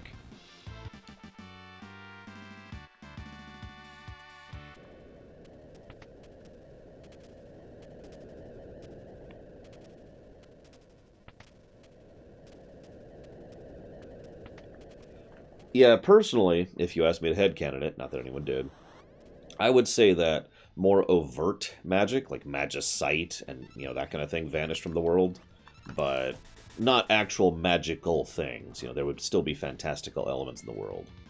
To put it in direct terminology, I would say that Realm could still do her magical paintings.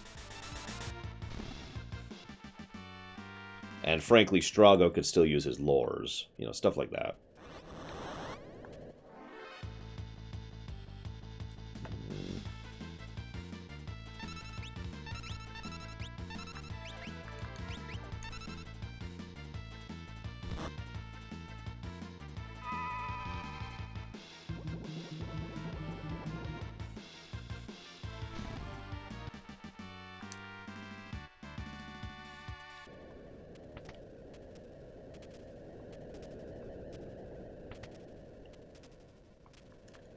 There it is.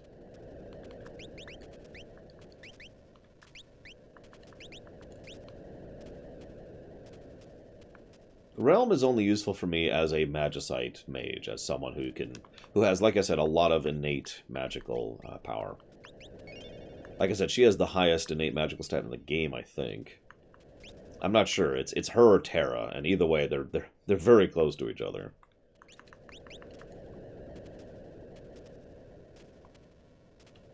Oh, gravity's disappeared. Ah! So here's the creature, which would be, you know, like a Esper-looking thing. Telling you. A lot of potential here. Does she have... No, she does not. Just checking.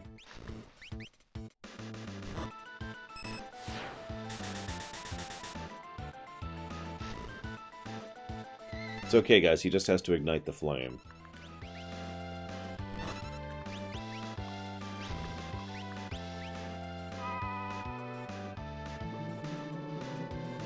Oh, hey, Valerian. I was actually starting to wonder if you're going to show up.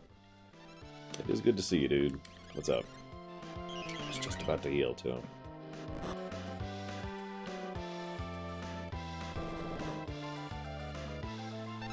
Do I have... I do not. Whoops. Ah, whatever.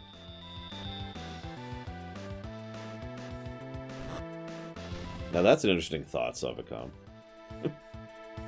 Not that I want to speculate, but it would be... Oh, thank God he blocked that.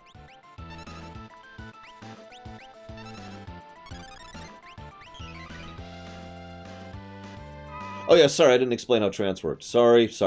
Yeah, it basically massively increases her stats, and in addition to increasing her stats, also increases her damage output by quite a bit.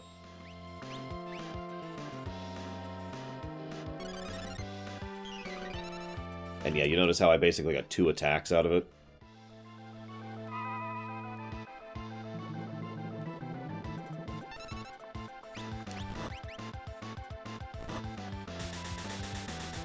By the way, you may or may not notice, but this guy actually isn't weak to ice damage.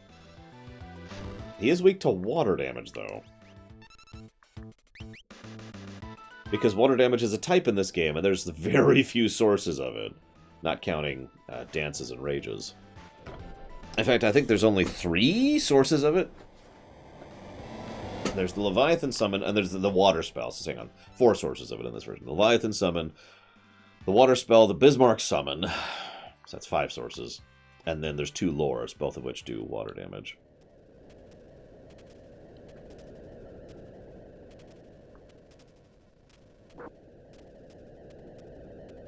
Meanwhile, Interceptor's trying to drag Realm out of the fire. It might be, Kay. Although 2 of those were added to the, the GBA version, so...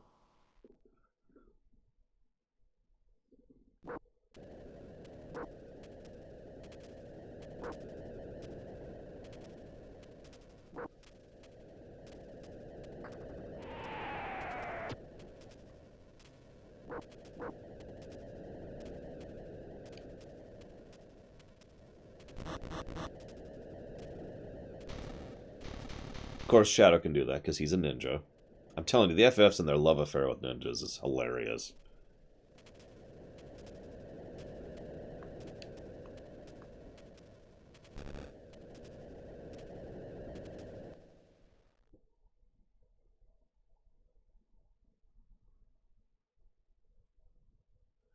Are you okay? Yeah, thanks, Grandpa.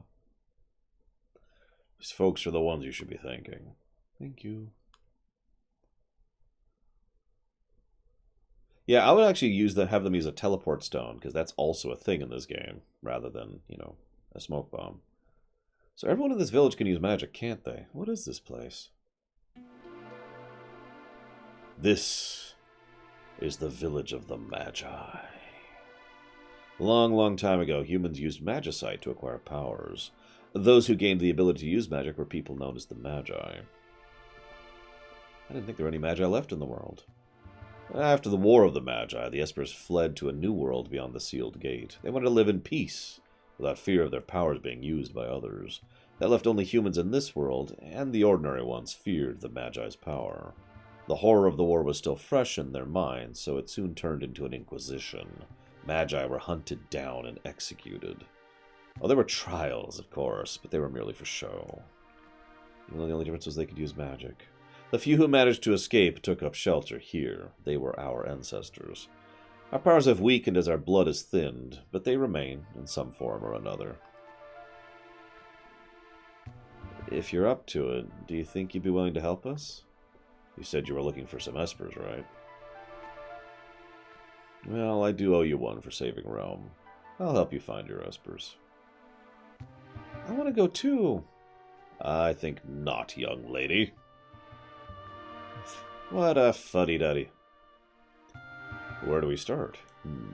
If they came this way, they may be hiding in the mountains to the west. Why there? Those mountains are teeming with magical energy. According to legend, they're a sacred place to the espers. Perhaps the magic of the place drew them there after they went berserk. It's worth a look. Let's check it out. I like the mental image of like literally dozens upon dozens of normies swarming one magi and getting killed until the magi is basically overwhelmed or runs out of mana. And then he's like, no! And then they just drag him down and beat him to death with clubs. Don't get the wrong idea. I just wanted my dog back.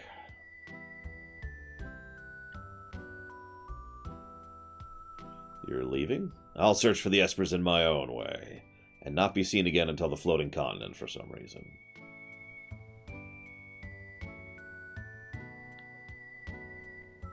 I have to leave the party so Realm can join the party. I mean, what would you rather have, Realm or Shadow? Come on.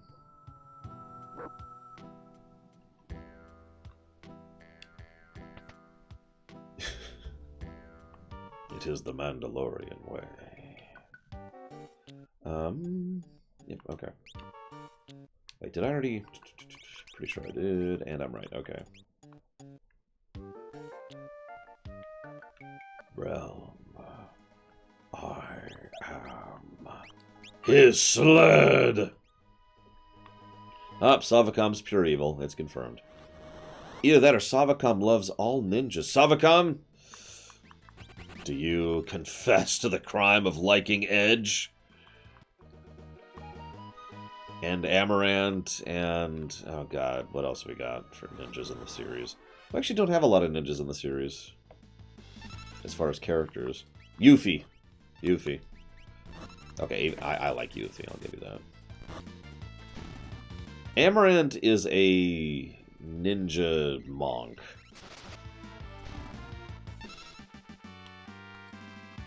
For some reason. I knew it, Savacom! Your crime is you have to finish your lines for the theater! Hopefully sometime this year. Actually, Amaranth in combat is pretty good. Although a lot of that's based on the fact that he can heal, hit reasonably well, and throw things. He's not as good as Steiner. Nobody's as good as Steiner. But he's pretty good.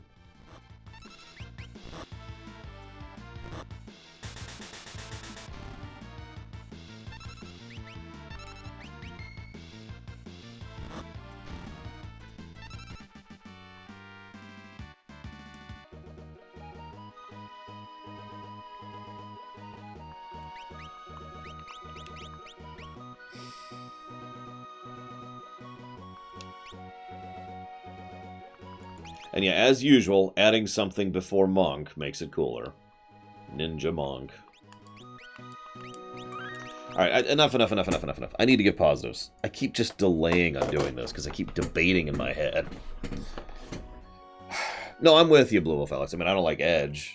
But even I would have to admit Edge is useful in combat. Okay.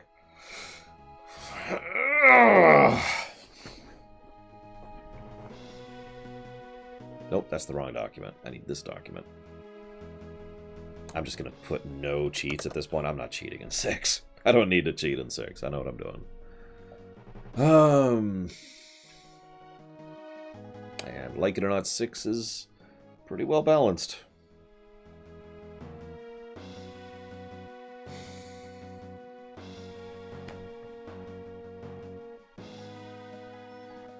Okay.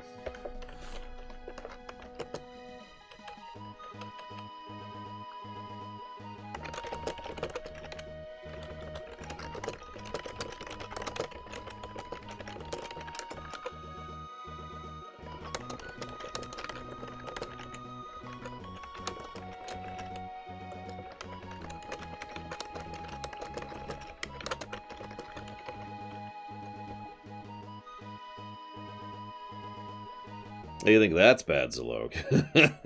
Wait until we get to the best part of the game. I did a little bit, yeah, Dream Whisperer. We'll see what happens here. No, Zach Taft. In fact, I have 17 negatives. First, it's an EA game, and the other 16 are all just EA. Okay, so...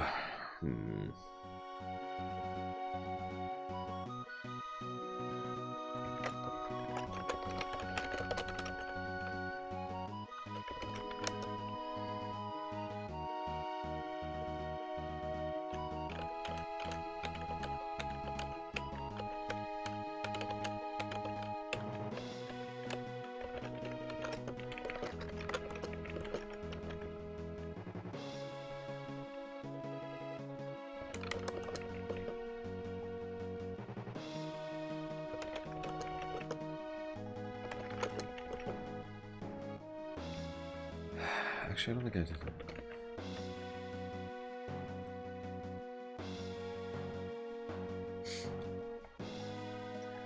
Okay, so let's go ahead and...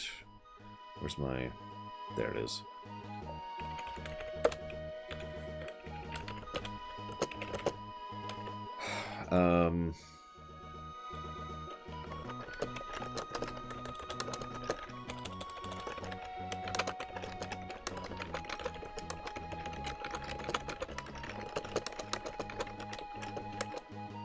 That is correct, Zach Taft.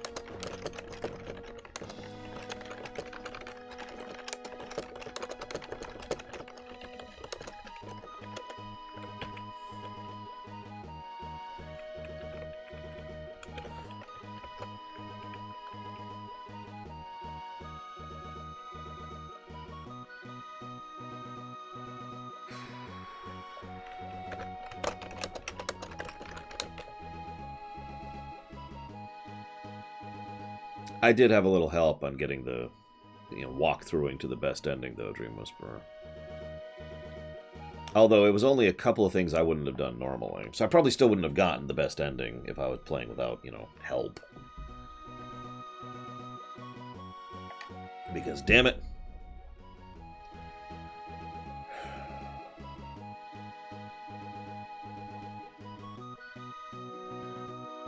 Yeah, exactly, Dream Whisperer. I think I'm going to go ahead and codify a negative. So, negative to story, because this game sucks. Oh, I need to add another positive to story, don't I? Hang on.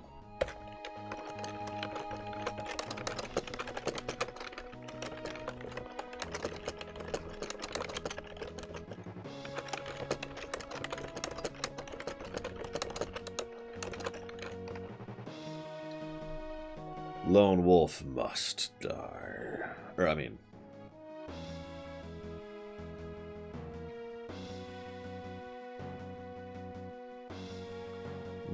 Okay, yep, so... We're at there now. One of those is basically for showing the different sides of the Empire. One of those is for doodad placement, which actually meant...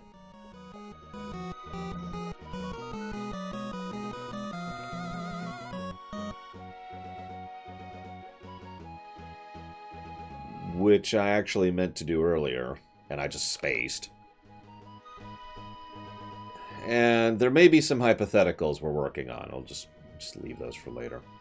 I codified a story negative. There's something that's always bugged me about this game. You can choose party members, but the people who are not supposed to be in a scene don't have unique dialogue. I talked about this earlier. Gameplay positives. I had to codify a couple of gameplay positives there, including, you know, let's just do this. What do we got here?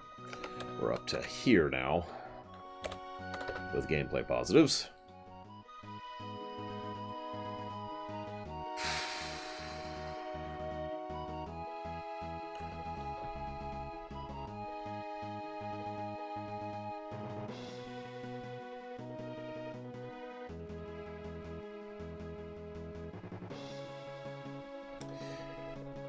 I'm going to pencil in another gameplay positive.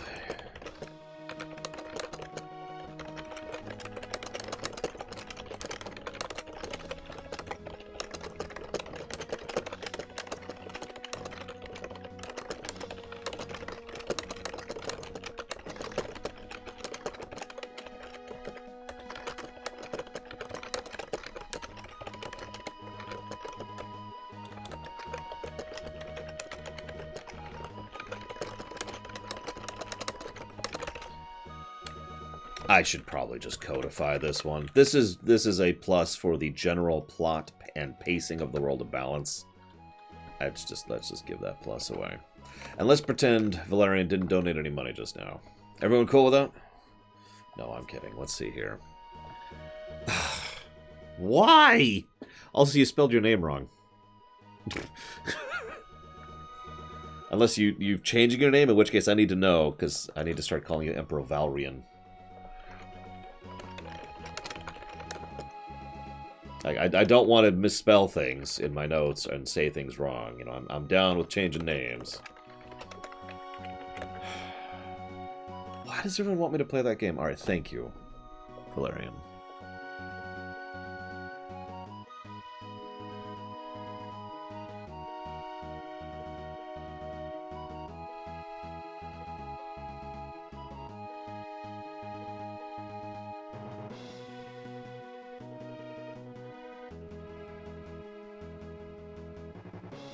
Thank you very, very, very, very, very much, as ever and always, for the support. Much obliged and appreciate. He is the kind of person who would donate for after years, but no, he donated. And I just want to talk about this, because this is what really confuses me about this. So, oh, never mind. I guess I'm completely wrong. I was thinking of Outer Worlds, wasn't I? Never mind. Never mind. It makes perfect sense. No, he didn't donate towards After Years. He donated towards Disco Elysium. Because he's pure evil. I mean, because he's an awesome dude. Or something in between. I'm not sure which.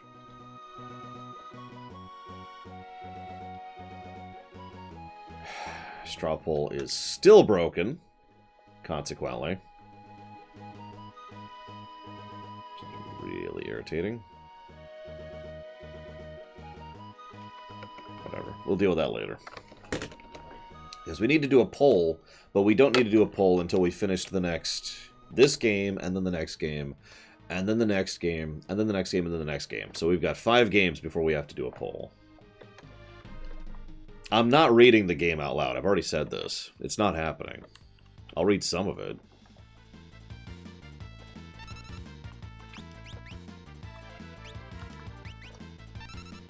Kefka would disagree with that, Savicon.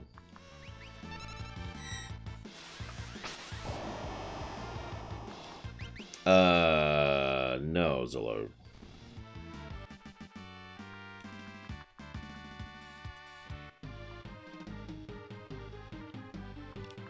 I feel like I've seen that happen. But hell if I can remember what that's from off the top of my head. I mean, that's even a joke, you know. Oh, I grinded up your character. ProZD did a joke about that. I grinded up your character, and then you left, and it's like... No, Valvedrex. You would literally rather me play After Years than Heaven's Word. That says a lot, I think. I mean, After Years is a better game than Final Fantasy XIV.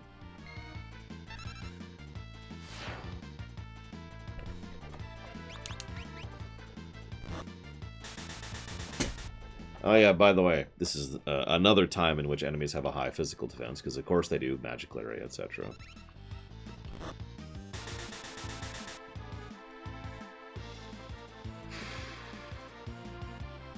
Why is that a guarantee, Balbadrix? Just for that, I refuse to do it. You can't make me. There we go. I was actually going for Snort at that point, because it's quicker to end the battle that way.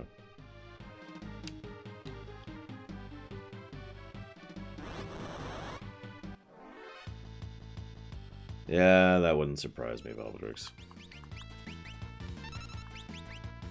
Do I have? No, I do not.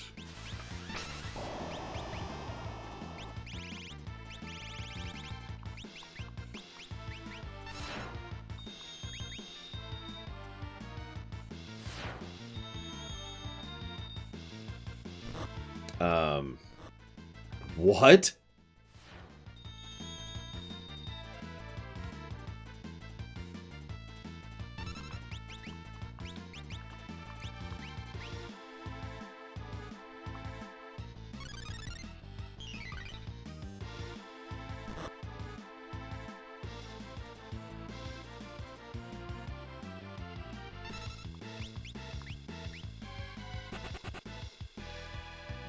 I'd be playing the Steam version of After Years.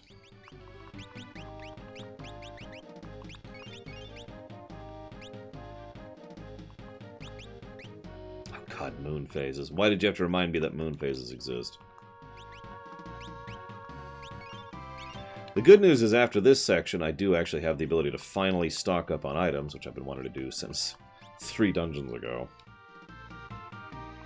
Yeah, we can do that now. Ah, it doesn't matter what I really need. What's this? Where are we at on this?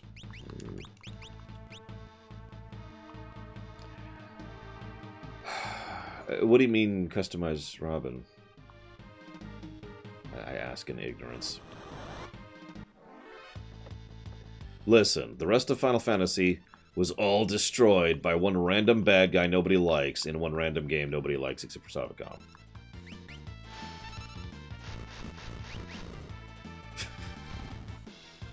It all makes sense, damn it.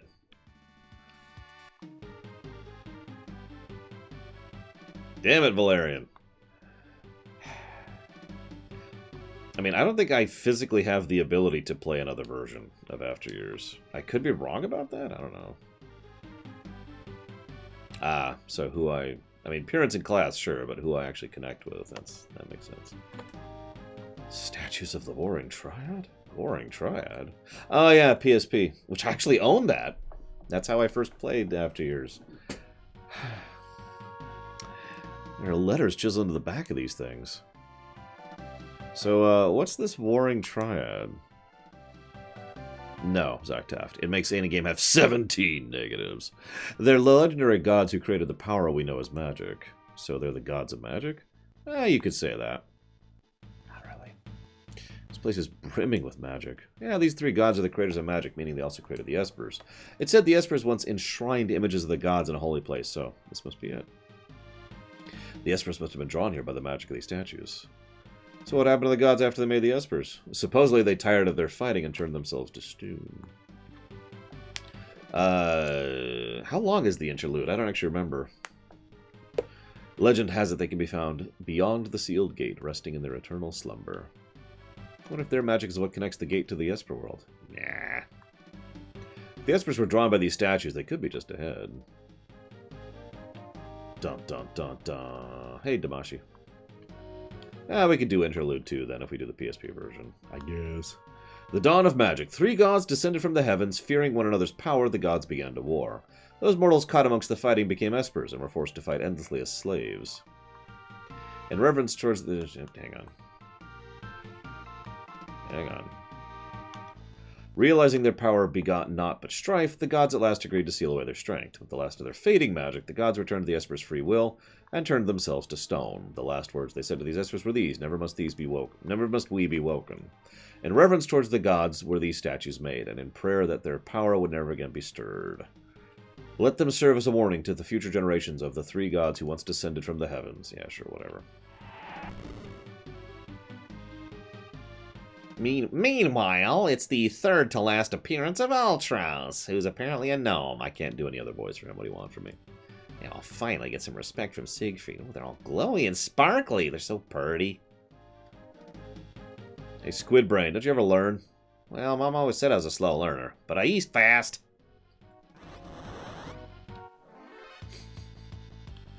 So this fight can actually suck.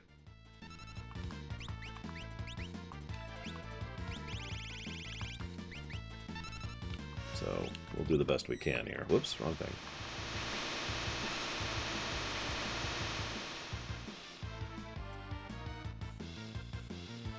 It'll be interesting if we ever do an FF6 theater, considering there's a lot of different ways to interpret Ultros' voice.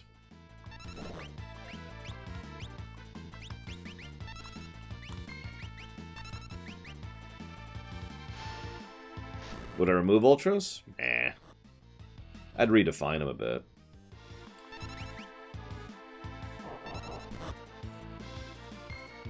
For example, I would completely... Let's try that again. Completely eject the pervy nature of him entirely. I mean, we already have an octopus who thinks he's royalty. That's plenty, I think. You know, we don't need anything else.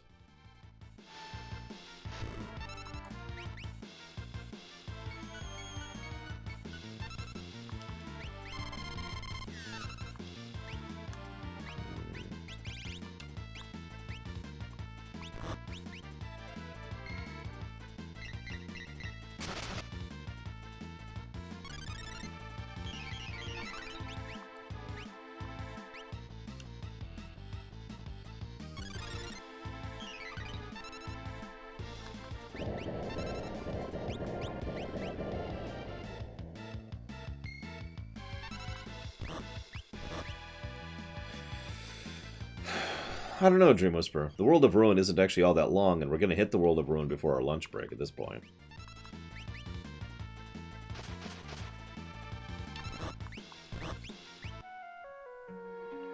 Grandpa, I followed you here.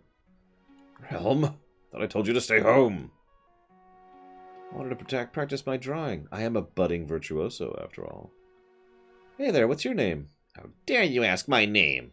As if anyone wouldn't already know the great Ultros! A pint-sized virtuoso and an egotistical octopus. Do I even want to know what's next? Hey, Ulti, why don't you pose so I can draw your picture? Ulti? The nerve of this brat! Look, I'm not one of your kitty friends, so I don't want a stinking portrait. Forget it, then. I didn't want to draw your picture anyway. It's okay. I'll just jump off this ledge. Then everyone will be happy. Yes, implied child suicide. It's okay, she's faking, but...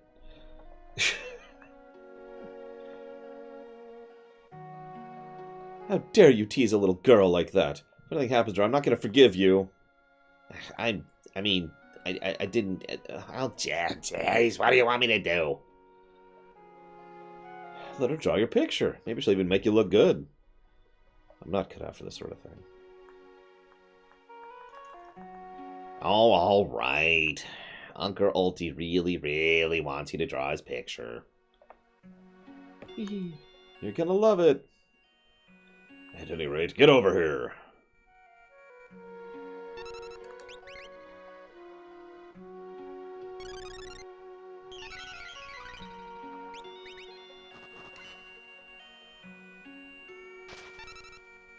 How can this be? I'm just a washed-up old octopus?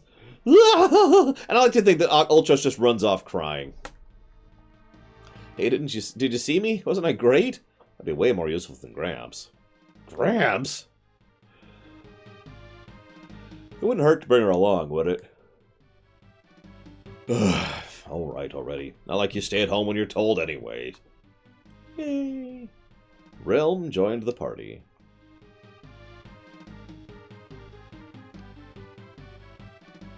Well, you see, Loner. Any questions? So, spoiler alert, that was the boss. I think what she says is, I'll just jump from here to get back, or something like that. It's really weirdly worded, because the English translation's awful. Well, it's not awful, it's just bad. Merely bad.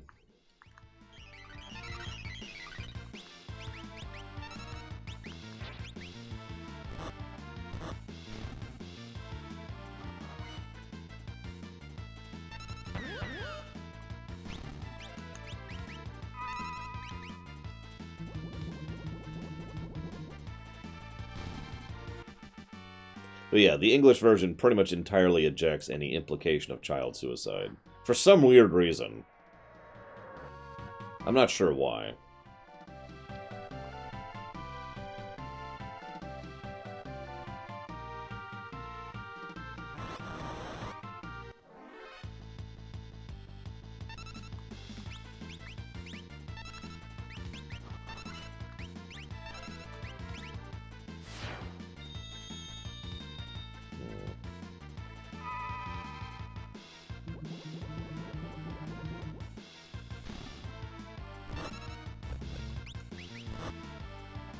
God damn it.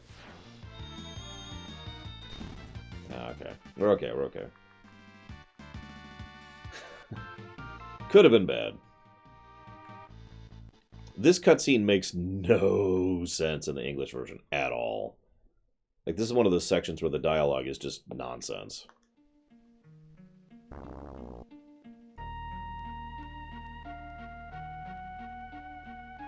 There's a few specific scenes where it's just, huh?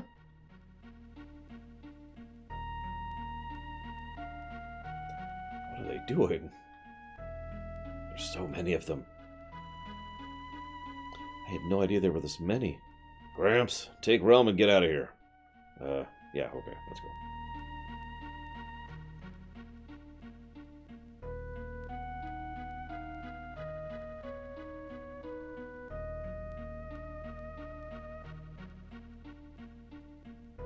I do like how they form a protective circle around Realm, by the way.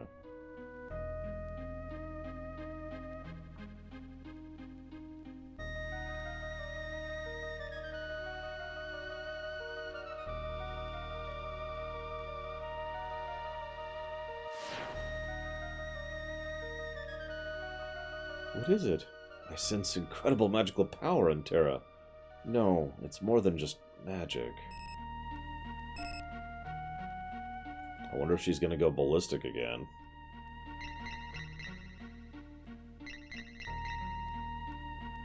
I love this song, by the way. Believe it or not, this is actually among my favorite songs in 6. It just really encapsulates the tone. You're different from the others. You possess the same power we do. I can feel it. Yes. You're all young espers from the world beyond the gate, aren't you?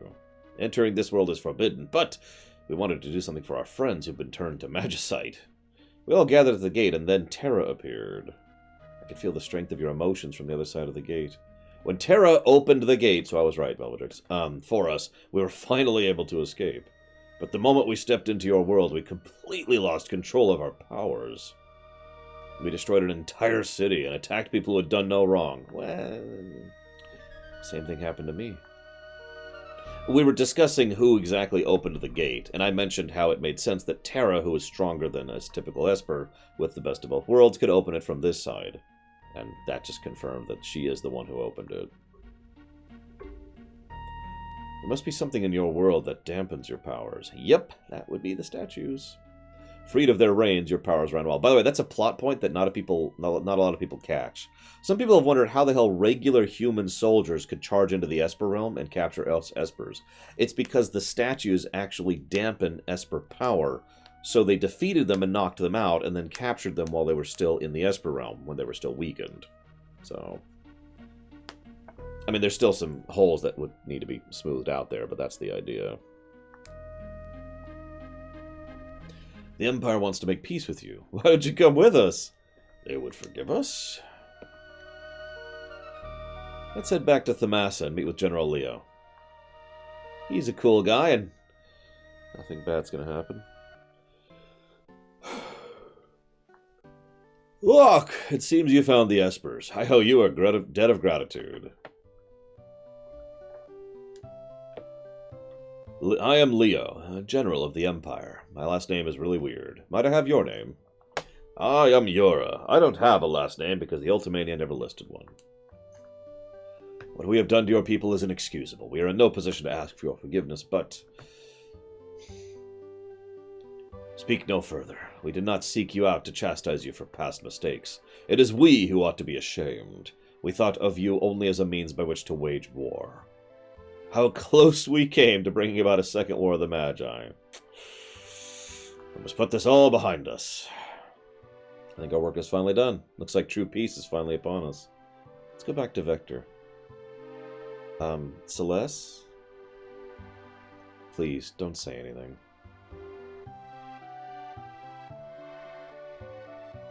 Those two are hot and heavy, huh, Grandpa? They're young, dear.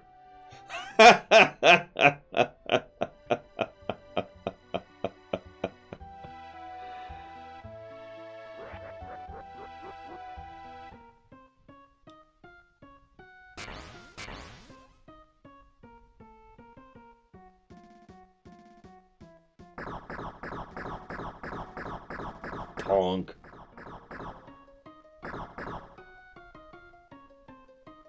How about a little Magitech mayhem? It depends, Mess. The reason the sprites are human-sized is because there's a size limit on the sprites. Of course, we've already talked about, how there's some decent Imperials. Well, there's also horrible Imperials, too. Imperials who will follow Kefka's orders and kill fellow Imperials. Behold, a Magicite Motherlode! And notice by this point, and this does make sense, although they never show it on camera, Kefka has gotten to the point where he now has a spell to force an Esper into Magicite. Now, that's messed up on several levels. As we've already pointed out, an Esper has to willingly die and sacrifice itself in a way that turns it into a Magicite. Capable of being forced into Magicite? That's just messed. Yeah. I don't even know how to properly explain that. They didn't even know how to do that back in the War of the Magi that we're aware of. This little hamlet is too much boring and not enough burning. Torch everything.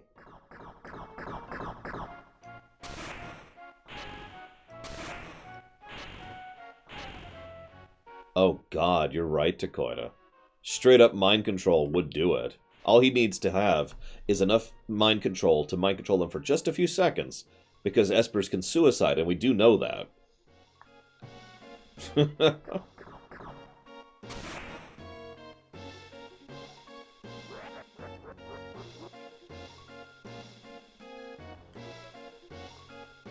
Like a ranged slave. So, you know what? I don't know. This kind of... I think I need a night at the end. I need to recover from that. Whew. Oh, man. Oh.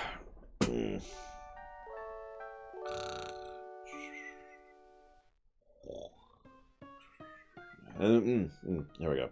I'm back.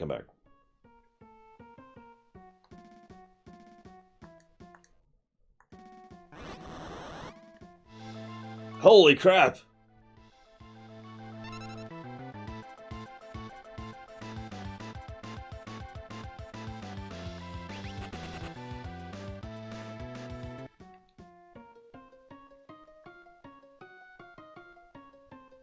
I do like the look of the Guardian. By the way, the Guardian is a boss in FF14 and it looks awesome. It's a fun fight, too. All the 6 fights in 14 are fun, really. So, General Leo has an offering equipped. And can do shock. He also has a really good shield. And one of the best swords in the game. So this is shock.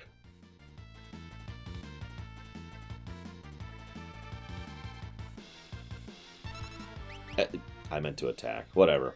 Shock looks cool. We'll do it again.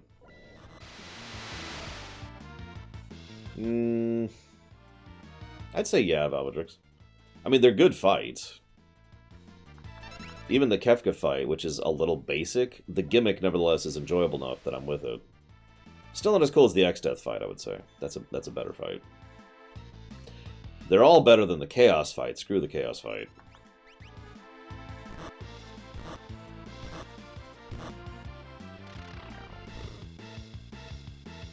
Ah, Leo. Always the consummate soldier.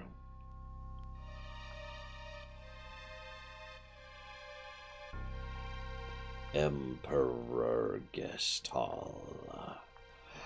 I need you here. Leo. My liege, Neil. I'm sorry I had to deceive you, Leo. It was the only way to get the Magicite. You understand, don't you? But, Emperor, don't say anything. I understand how you feel. That's right. Our top priority is collecting Magicite now. But, my liege, then what have I been fighting for?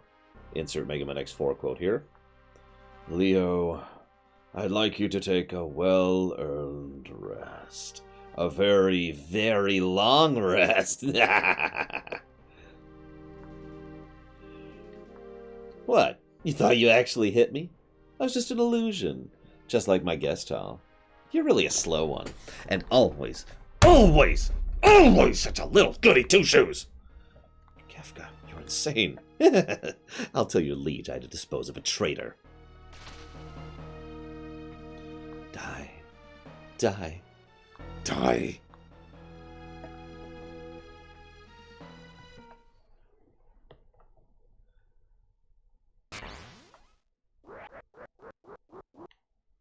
So Leo's dead.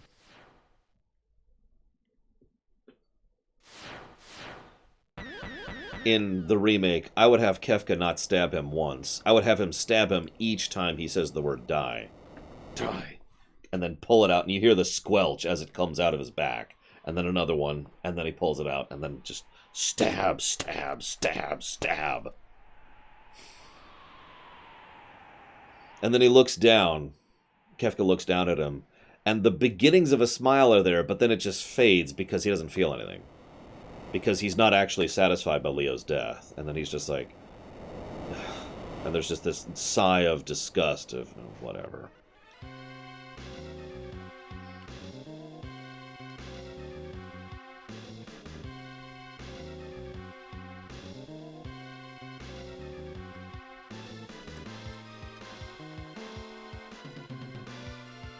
What's Carbuncle doing in there? And Phantom? What the hell? I know. Reuse of sprites.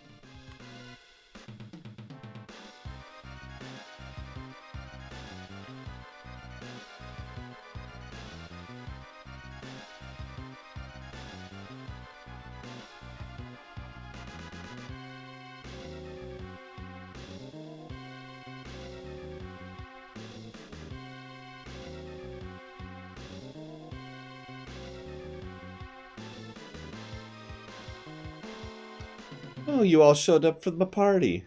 I wasn't expecting you guys. Gals? Whatever. But I'm so happy to see you. After all, you've brought me more presents, and they're just what I wanted. Magicite. Well, I wouldn't want to turn you down after you came all this way.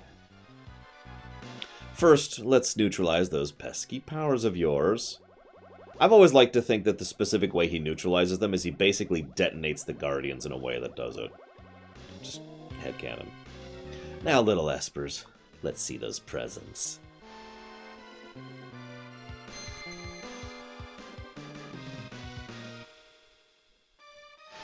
I want you to imagine the scream as like its life essence is ripped out of it and then it's forced into Magicite each time he does it to one of them. You want to take me on? Fine, here I am. Here's not Ifrit.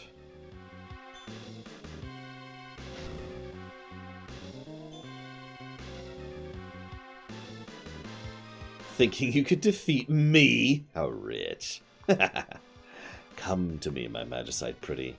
Come help build the Magitek Empire of Kefka. And then there's that scream.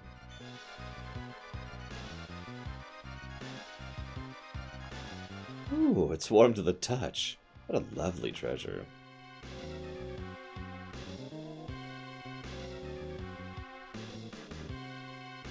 What a joke. I didn't know you Espers were such wimps. This isn't even fun. Time to wrap things up.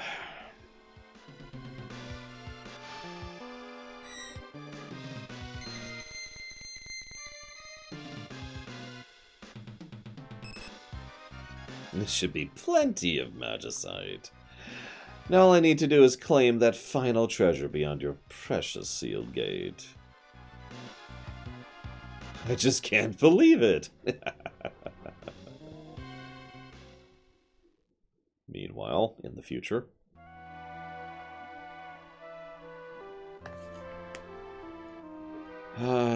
General Leo.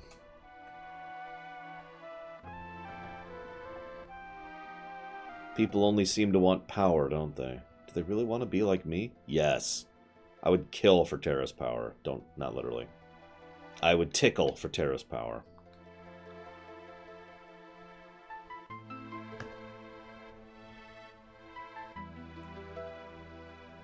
Hey, Bragon. So Leo and Shadow are both super dead. I'll have to do for now, little buddy. Don't worry, your friend Realm will take care of you. Now I'm worried about Edgar and the others back in the Empire. Hope they're alright. Kefka is simultaneously a Type 2 and a Type 4 villain. Predominantly 2 for me, but that depends on opinion. We've been had! The Emperor's a liar! It was all a trap! Lore shock.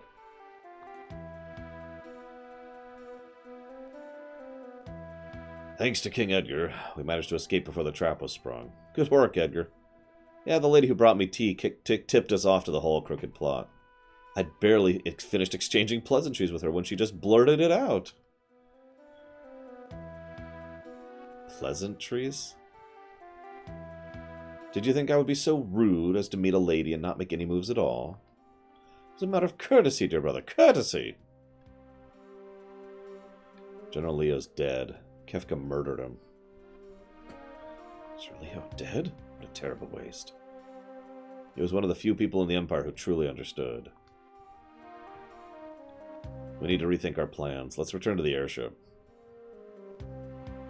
Would you mind if I accompanied you? Who would you be? He's from this village. He's a descendant of the Magi. He'll be useful to have along. What? The Empire's abused its power for the last time. We cannot allow them to get away with this. I want to go too. I think not, young lady. We can't have kids getting in our way. Who do you think you are? Tell me what to do, you overfed muscle man. Kid's got quite a lip. I'm gonna paint your picture. No, no, stop. All right already. Not like you stay at home when you're told anyway. Yay. Alright, let's go. And then this scene is cut from the remake. How old are you? 10. Why? Weirdo.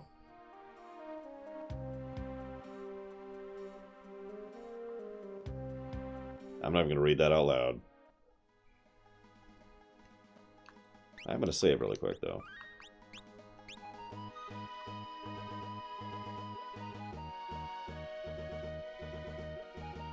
The Imperials were headed for the sealed gate. Said they found some statues or something. It couldn't be. Flashback, kind of. Oh, those half-witted Espers. To think they would... Yeah, it's not really the sealed gate. Right now it's the wide open and banging in the wind gate.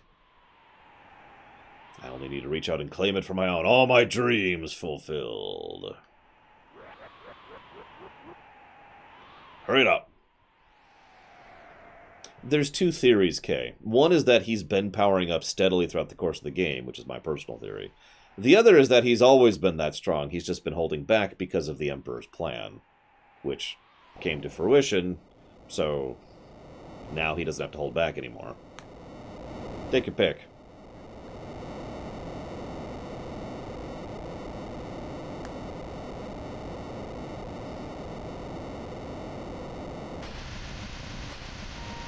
So, some people fall in. Or, this is the wrong scene. Sorry, hang on. Never mind, never mind. Ignore me. I'll talk about it later.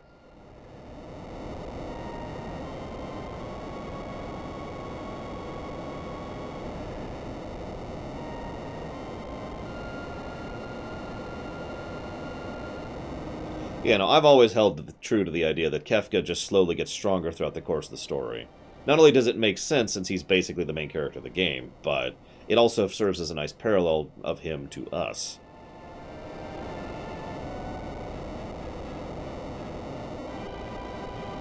So this is the power of the Warring Triad. With this and Magicite, the world will be mine to command. Oh, thank God, I was worried we were going to have to restart the game again to get rid of the sound effect.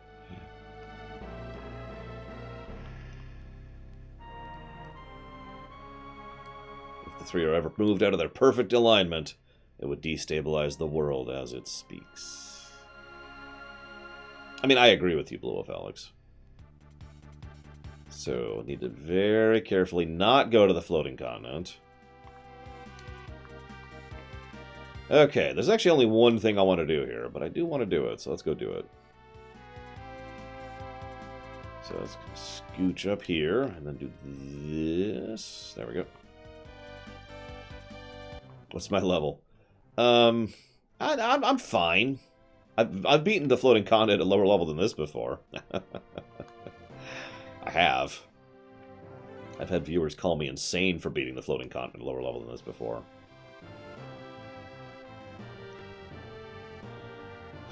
Okay, so let's grab Celeste, because we have to.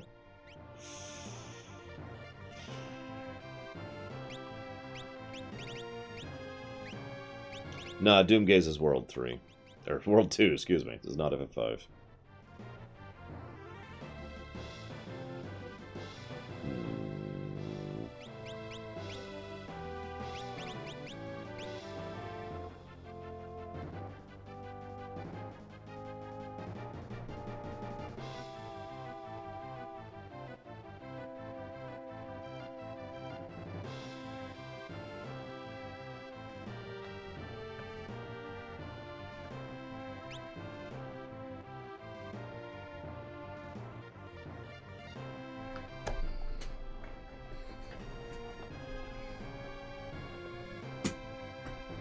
Yeah, I think my record for the floating continent is 14-ish. Which is hard. The floating continent is probably the only actually difficult part of the entire game. There are a lot of enemies there with a lot of variety to them and how they are difficult, and they all can beat the crap out of you in their own ways. Some of them have level spells, some of them just hit like a truck, some of them have counterattacks, some of them have high-level magic, some of them are throat jabs are us. Yeah. We'll see, Valerian. I haven't decided yet. I'm really torn on who I want my third person to be.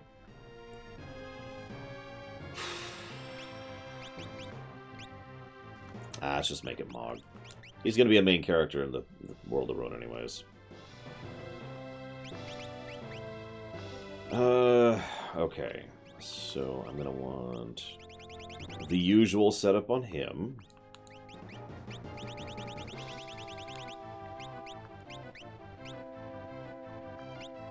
I mean, Mog is on the cover of the SNES version. So, you know, make of that what you will.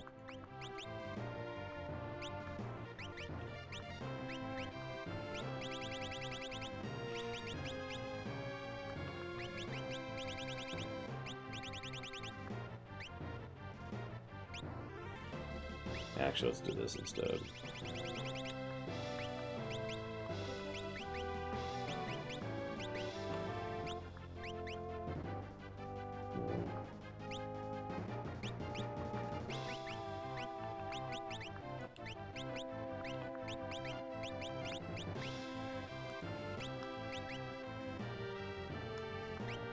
I do remember the commercial. Unfortunately, I can't do a deep Brooklyn Bronx accent, or I would totally do that right now. It comes from Detroit. Yeah, I see. I can't do it.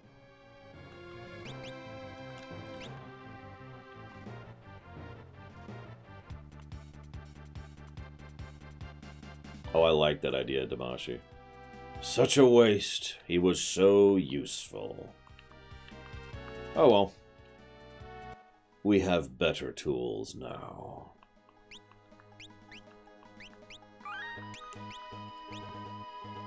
Here's an interesting question for you. If Kefka had a child, do you think it would also be, brain damaged, mentally insane, etc.? You're probably thinking, that's a weird question. Why would you ask that?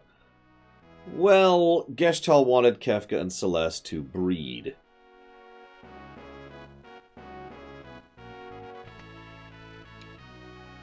So...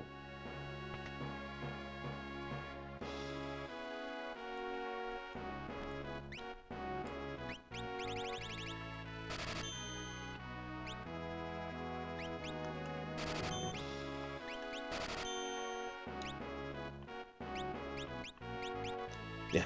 If Geshtal raised them, yeah, okay.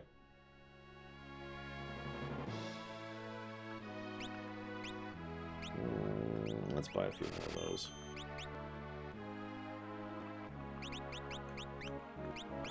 Yeah, if you ever want more information on why exactly Geshtal is, evil. I hate to throw that word around, but, just more evil than anything else in this game. Yeah.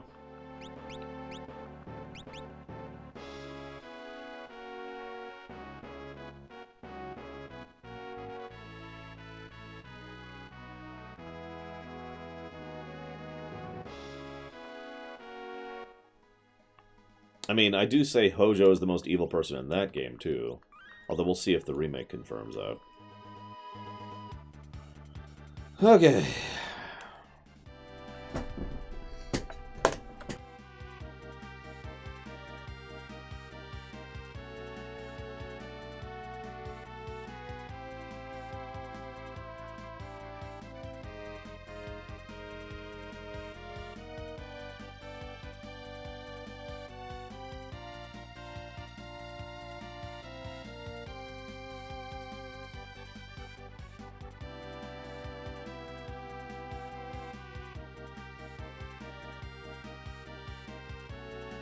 So, plus to story. There we go. Let's just get that out of the way.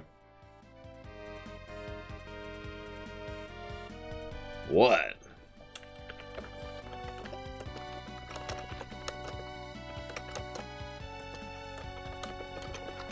Oh, you're right. Sorry, I forgot about Don Corneo. I try to forget about Don Corneo as often as I can.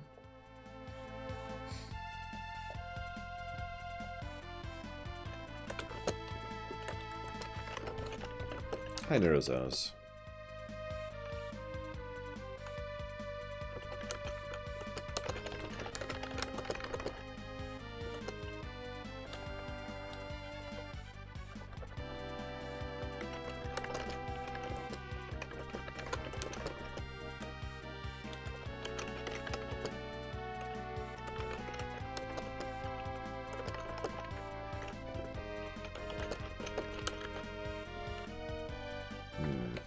Does that look about right? Yep, okay.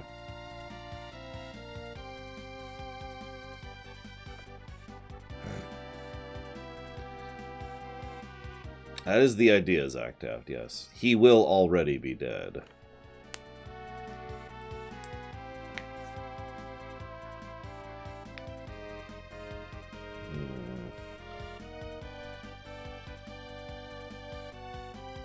Yep, okay, we're good. Let's do it. So let me make the party I just had. This is going to be like my main party in general right here. Well, I haven't decided on a fourth yet. So first we have a gauntlet.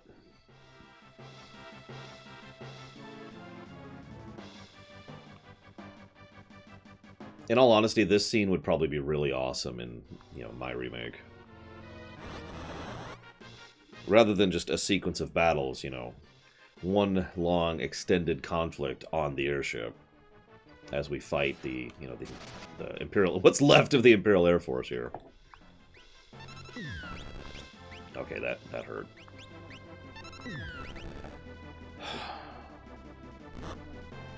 So, why only 3 characters?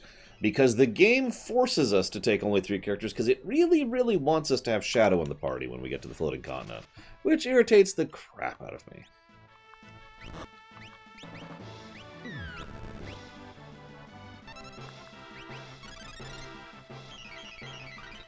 We're going to be playing it a little bit safe.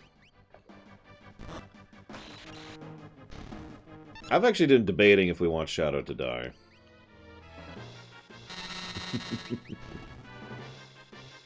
I mean, it's not like he matters, but then again, him dying in a heroic sacrifice or him dying via suicide, you know, they're both good options. You know, I'm not picky.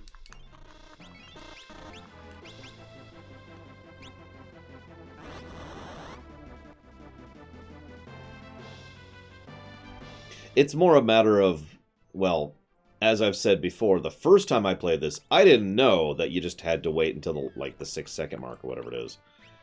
So I left him behind because I didn't know you could save him.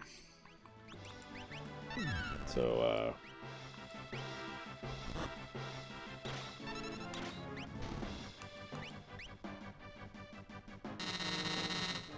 actually, that's a really cool idea. So, FF7R, of course. Look, she's fine, okay? It's not like Realm is not taken care of and doesn't have a loving home or anything. I'm just saying, Realm's better off.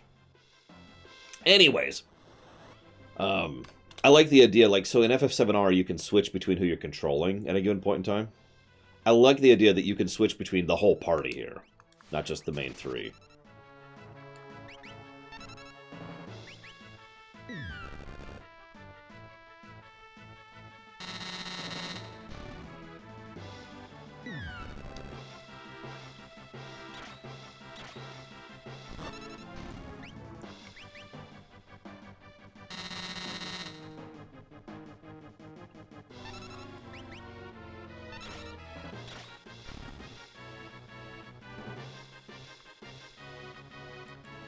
Ugh, I know, Braven.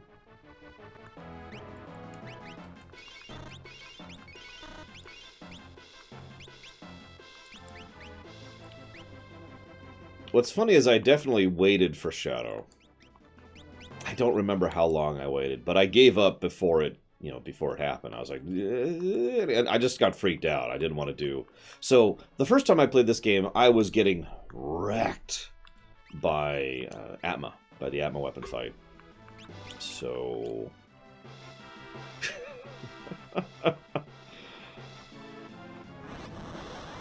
I really didn't want to fight that boss again. So out of panic, I finally just abandoned Shadow. I want to say it was at least at the minute mark left when I finally left. I forget the exact number, though.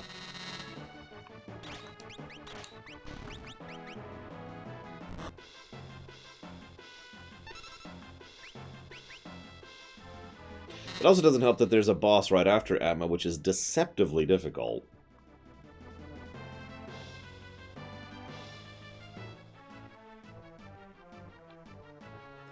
Oh, jeez, we're gonna have to turn the Cyberpunk thing into a drinking game, aren't we? Yeah, I'm actually super relieved. Now I don't have to worry about April anymore. Leave that for the turtles.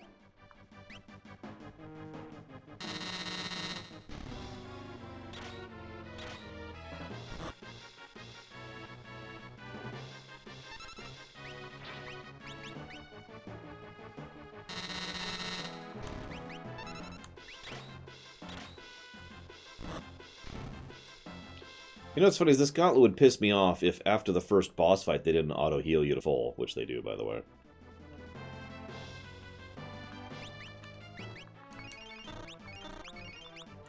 So you can pretty much go all out on the first boss fight.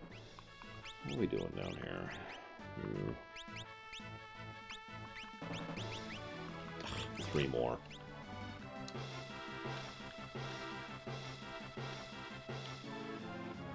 Should be 1 more random encounter? Yep.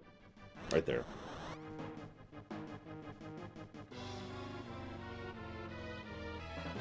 We're still going to have to do a poll on FF7R. We always were.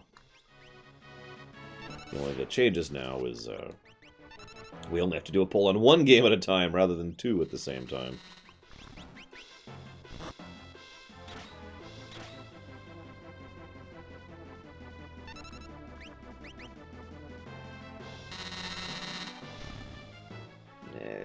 I don't think it had anything to do with FF7R personally, but I'll talk about that during Lore Week.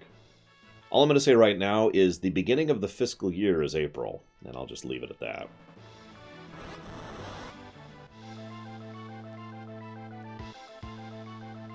No, really. This is our last battle. Honest.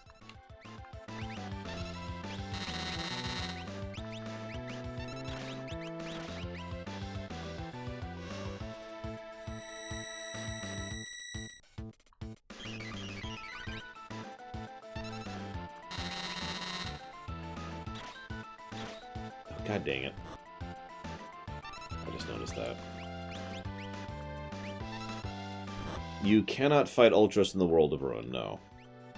You can, however, fight Typhon, aka Mr. Chupon.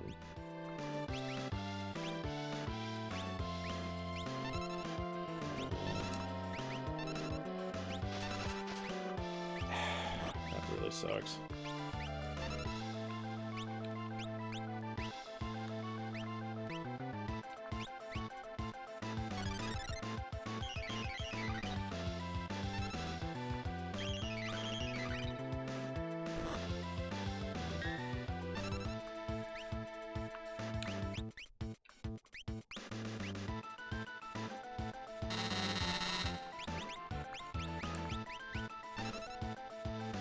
That doesn't count, Damashi.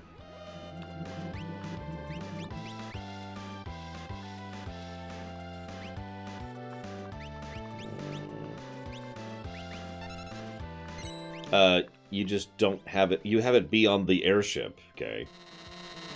Just toss him onto the airship. I mean, come on.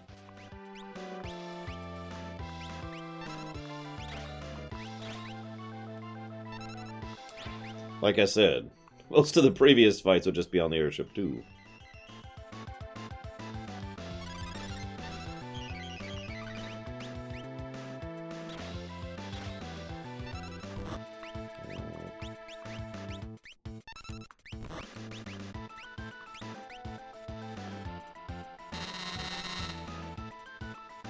I said previous fights, or at least I thought I did. God, am I that out of it?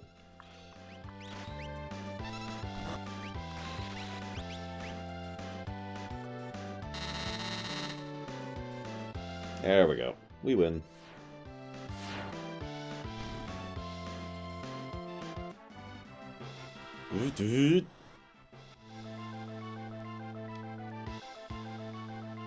I could picture us, rather than just plummeting through the air, I like the idea of us plummeting... Oh, jeez, this is actually going to suck. Like, we fall onto this thing, and so it's like laying back, looking up, because we've knocked it off kilter, and it's trying to, you know, stay upright as we're beating on it as we're falling.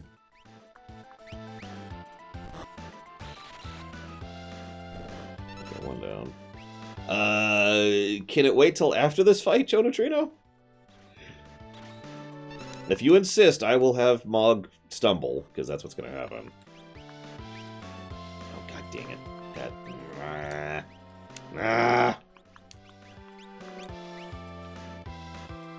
Yeah, for some reason this thing's a Mountain 14, and I'm just going to stick with that. I've only seen screenshots of it, though. I've never seen it in game. Happy birthday, by the way, Joe Neutrino. Congratulations on making it another year through this stupid, horrible world that we live in. Okay, so let's do this.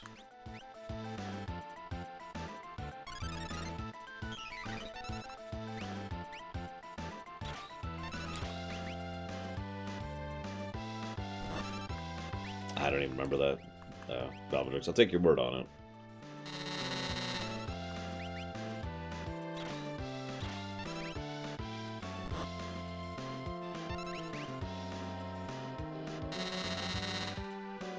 There we go. We're good. That was the only boss I was really worried about, because if you don't take him down fast, he has a lot of DPS output. That's why you have to get rid of the missile launchers as quickly as possible. So, like, you're fighting on him, and you're on top of him, and finally he breaks down, and he just kind of starts to sputter and slow himself before actually colliding with the continent, which is when we crash onto it.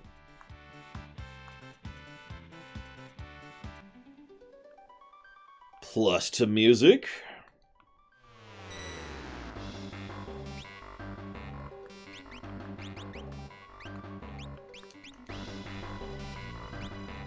Actually, yeah, kinda, Dakota, now that I think about it.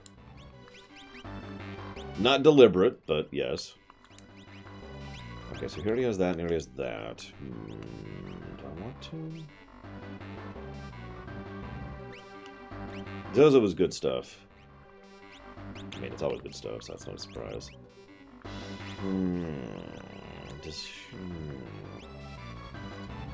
Oh yeah, this place is mean and wonderful and awesome. I love it. Oh, and I have no idea. Sorry, Zach Taft. I have no idea what it's gonna rate us.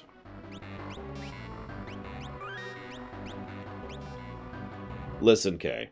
I can give as many pluses to music as I frickin' want to. I've only given 2 so far.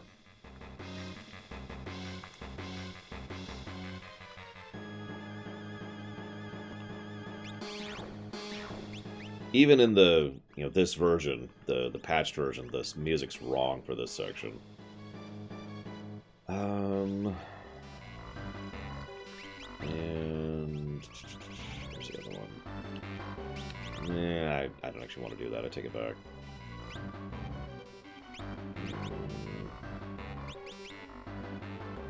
Really? Why, Velvedrix? If you don't mind my asking. This is actually among my favorite dungeons in this game. It's so brutally, viciously, unforgivably hard. I love it. Especially if you're low level.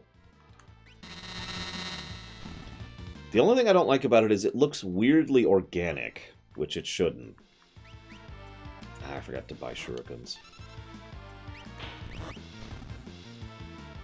It's also very lucrative.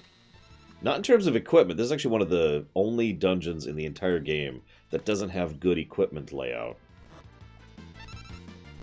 But everything here gives more experience and AP than virtually anything in the world of Ruin. By a huge margin.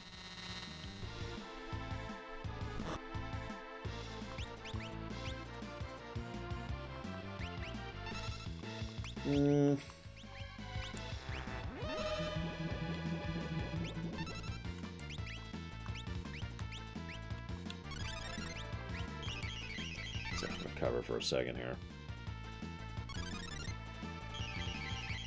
Like, it's not actually organic. That's the thing that really messes me up. It's stone and rock, and it looks like stone and rock that's been forged into organic-looking thing, and it's just weird.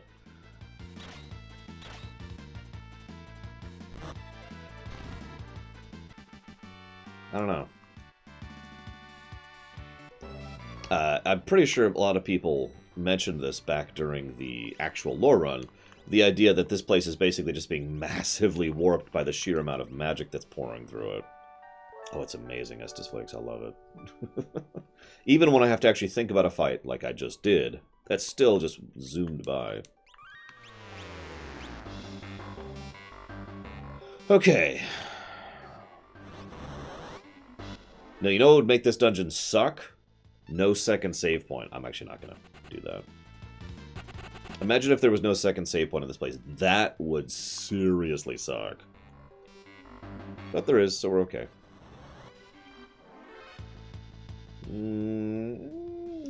We could take out some brain pans.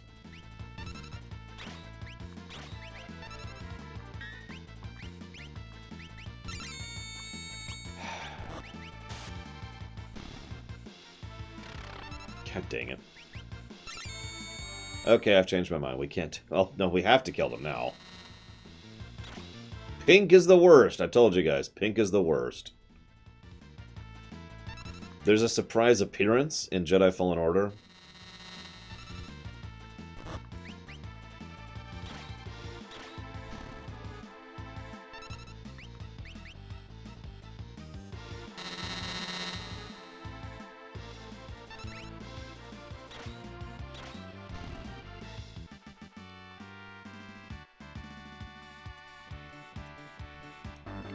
Okay. Here we go. You ready for the greatest enemy of all time? No, I'm kidding. We're actually going to get a weapon for Cyan for some reason. Okay, here we go. We got this. Oh, for God, it's the frickin'...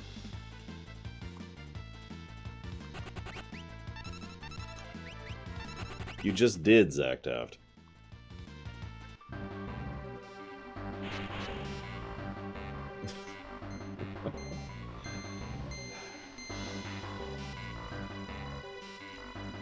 Oh God, I hope Jar Jar is not in Jedi Fallen Order.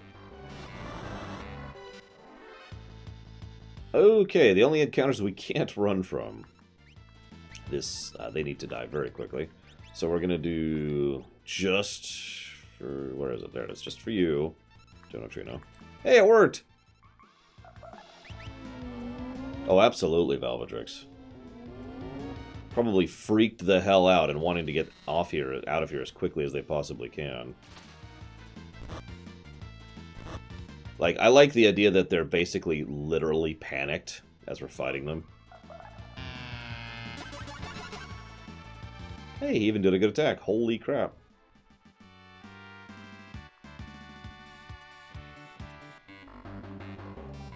By the way, I'd have Mog's Geomancer abilities not literally change the terrain to the type of it. Just, you know, like all of a sudden you'd see water kind of forming up around someone. Like a pool of water just coming up out of the earth, and then,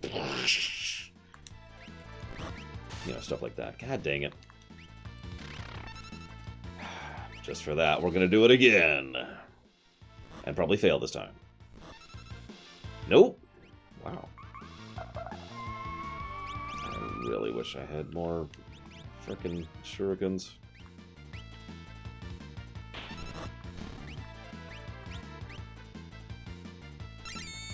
Ha! That's actually funny.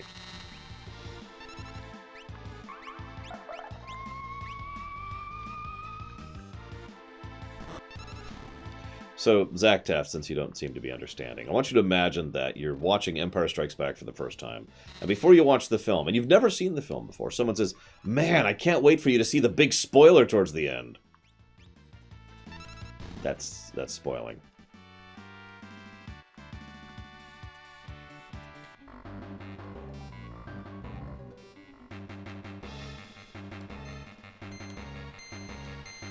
One of the things I like most about this dungeon, especially given its encounter rate, is that it's actually really short.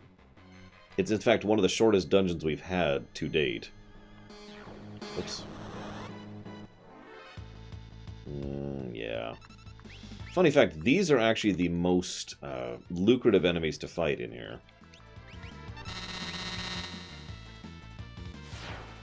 It makes perfect sense to me because they have the snort counterattack.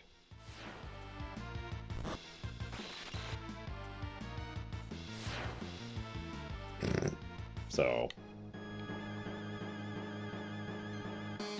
yeah, I love that the blackjack is hovering down there. Yeah, it feels long because the battles are brutal, and there is a higher than normal encounter rate here, which is unfortunate. I gotta be honest, I'm still probably gonna go ahead and give a plus to this place, because A, I do like this dungeon, but B, and more importantly, I think it's well designed. It is basically the same design that a typical last dungeon would have. The only thing that is different from this place and a typical last dungeon is the fact that there's no real gear in here. Like I said, it's lucrative, but it's lucrative in terms of the enemies, not the drops, not the treasure. In fact, there's only like 3 treasure chests in here. One is a weapon for Cyan. One of them is a thing I never get because it involves an optional boss, which is horrible. And one of them is an elixir. So I suppose this is as good a time as any to bring this up. So for those of you not aware, as I'm hiccup there weirdly, this was originally the final dungeon of the game. Now, when I say this, so Vader's in Fallen Order, is that what you're saying, Zektoft?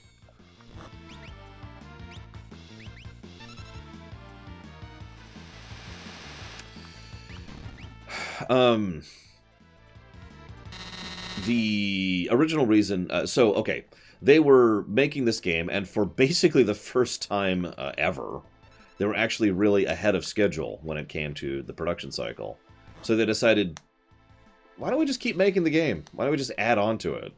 So they did a significant amount of restructuring. And they added the World of Ruin. But anyways, no, I'm actually with Estes Flakes. I'd rather Star Wars games, just kind of disconnect themselves from the films, especially the sequel trilogy. Not because I dislike the sequel trilogy, but because it doesn't fit. I'd rather they do their own thing and connect with the shows. Like a game connecting to Mandalorian? Hell yeah.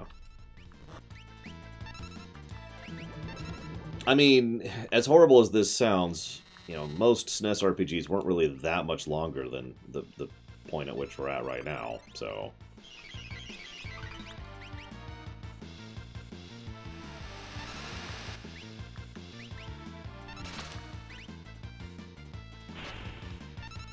Ugh! As they say. That hurt.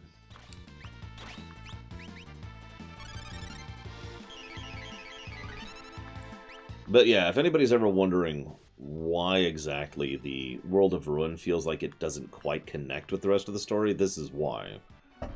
Originally you were going to get here, and this was it. You fought Atma, then you fought Gestalt, then you fought Kefka. Now, I do have a real question for you guys in chat. How many of you are insane? I mean, no, I'm kidding. I shouldn't meme. I shouldn't meme. I'm sorry. How many of you dislike the World of Ruin? Real question. You know what? I'm just going to run. Or I could get a Death Proc. I mean, Death Proc's cool.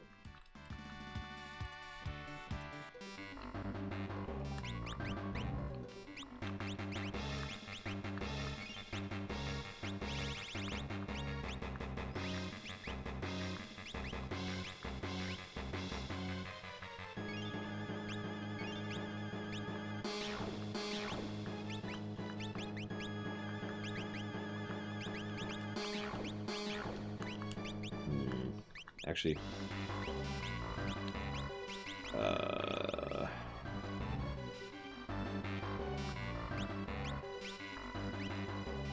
he doesn't have one.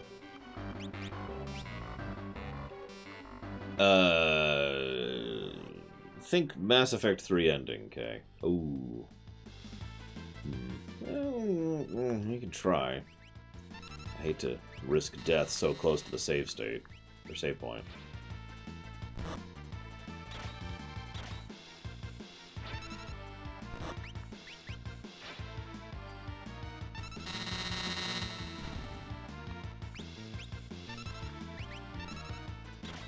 I'm seeing some fascinatingly varied options in chat here, which makes a lot of sense. The World of Ruin was actually really ambitious and non-standard, for lack of a better way to put it. They were really trying something new, and they were trying something new specifically because they could. There was an interview, which I've talked about, where they referenced that FF7 was originally a direct sequel to FF6. In that interview, they talk about how Squaresoft had the unique advantage at this point in history, of being a small studio that had the resources of a large studio. Something that would change, basically, as soon as 8 came around. I've heard a lot of people argue that, 6 and 7 are the golden games of Square, and it's not hard to see a connection there. But the reason I bring all this up is they didn't have anyone to answer to for 6. They were doing fine financially. The executives were fine with everything, and they were ahead of schedule and ahead of budget. So they just said, screw it, let's just make whatever. And they made the World of Ruin.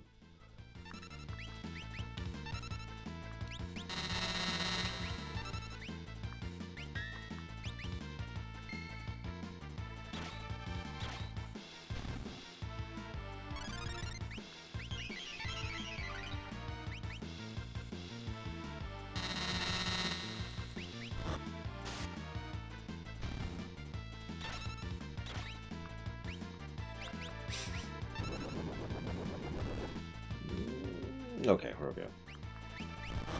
By the way, these guys have level 3 Flare, level 4 Sleep, and level 5 Death, so that could be fun.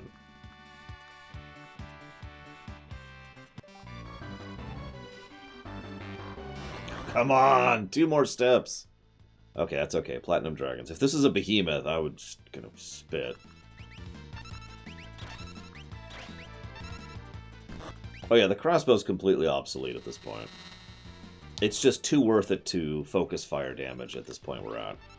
Now, in the World of Ruin, there will be a few enemies where crossbow or flash, depending on how we set him up, will be more worthwhile. Yeah, actually, several times I play this game, I try to bring... Did I say level 3 flare?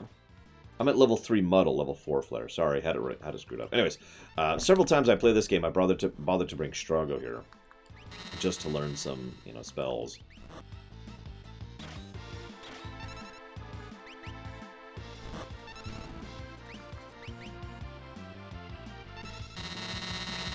No. Crossbow's damage is generic. That's actually one of the reasons why it's so good, is it doesn't split the damage.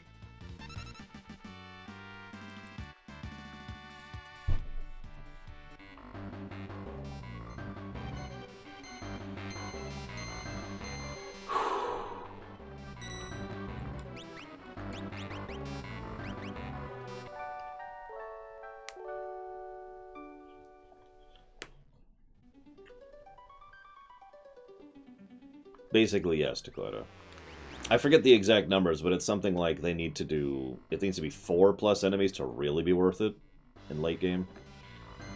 And that relies on you boosting Edgar's attack stat. If you boost his magic stat, which I've actually been doing, if you've been paying attention, I'm turning him into a caster, Flash is more worthwhile.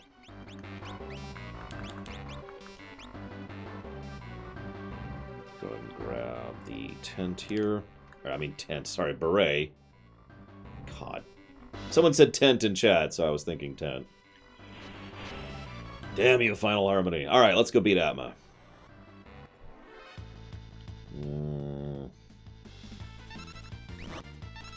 Let's just provoke snorting.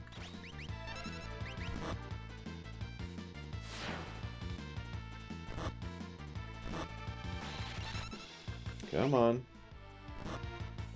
Oh, for God's sakes. I just healed! This is why I was trying to provoke snorting. At least Edgar will live. At least Edgar and Celeste will live. I might actually go back and burn another tent. Atma is no joke, really. Especially with this setup I've got going on. There we go. Bye, Mog. Oh my god. Oh my god. Well, at least I just saved.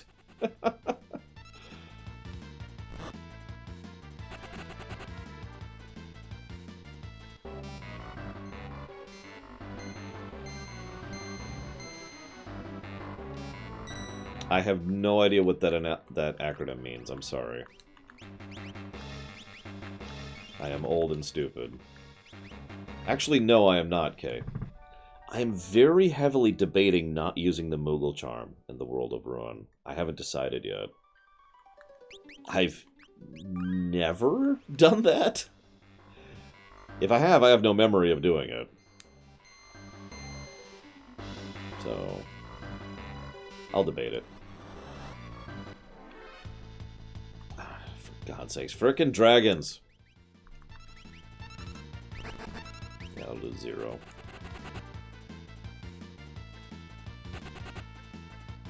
So where did you actually quit, Valerian? Because I know you hate the World of Ruin. Because you're insane! No, I'm kidding.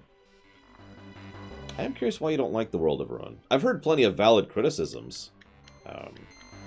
26 is what I managed, Dream Whisperer. But yeah. Although that required knowing exactly what I was doing and being very, very careful with it. But anyways. God dang it. Can't run from ninjas.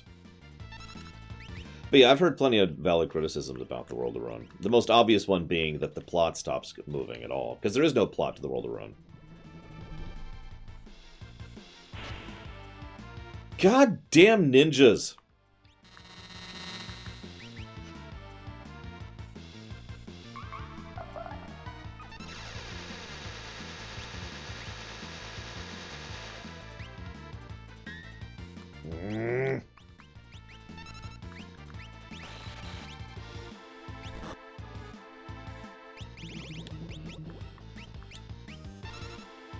Absolutely, Dakota.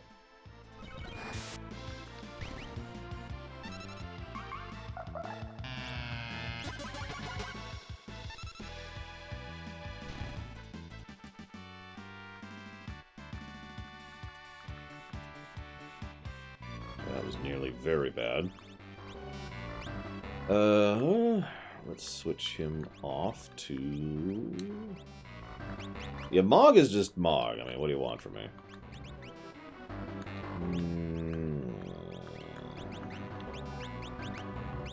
Yeah, let's do this. No, just Steve here. I can think of 3 other games that have more story positives. Okay, so we got that.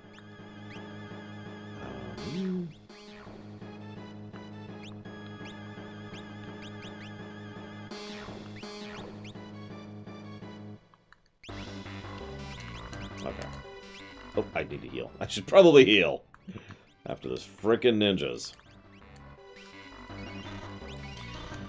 But yeah, if it's probably not obvious, I like FF6, I like Mass Effect 2, and I like Empire Strikes Back. And all of these things have pretty much the same concept. They're very light on plot, they're very, very big on character. I mean, there's other reasons I like those things, but... I do not bleed, for I am but strength given form. Feeble creatures of flesh, your time is now. Oh my god, he's got Fuma Shurikens. Run!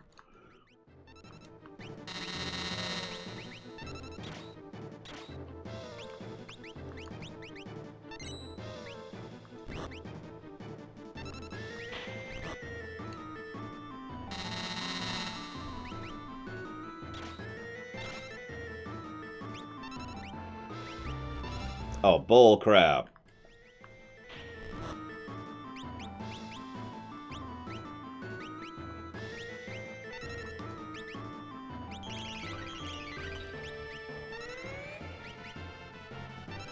And yes, Dream Whisperer, sorry.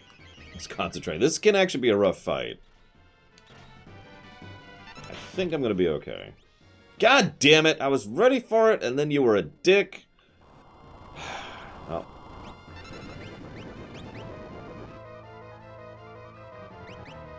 What a dick.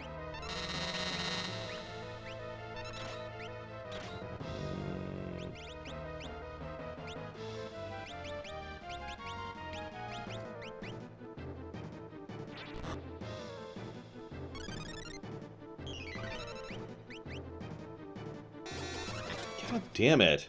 You're just pissing me off now, aren't you?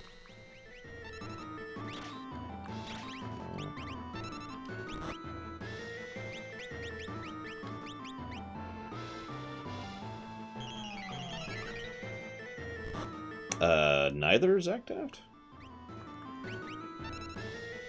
Kingdom Hearts 3 will be next Zactaft. It's all on the website. Actually, that's a good idea. God damn it! Why do you suck so badly?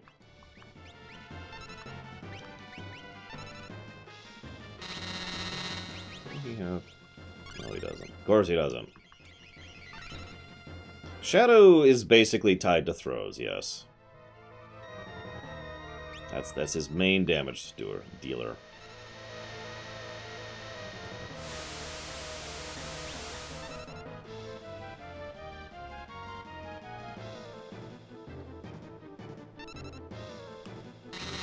Sure. Actually, no, let's not risk that. Do I have any? I do. I have 1. I'd actually rather not waste that.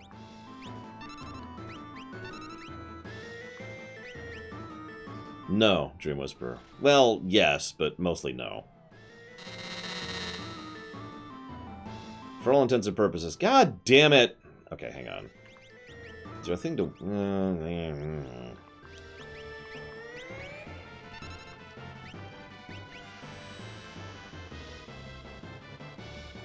Frel.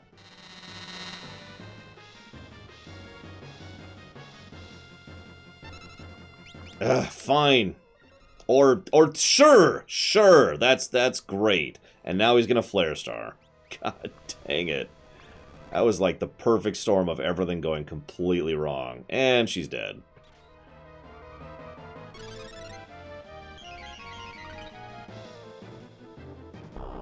Yes, you can, Dragon Slacking Slayer, but he has a ridiculous amount of MP.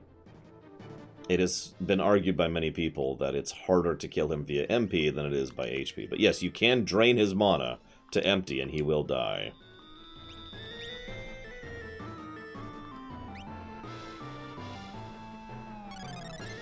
But yeah, basically what you throw determines the damage of the throw. Oh, you dick.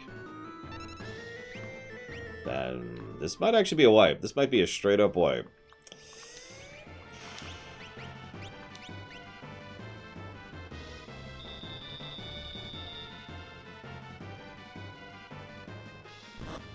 Asshole.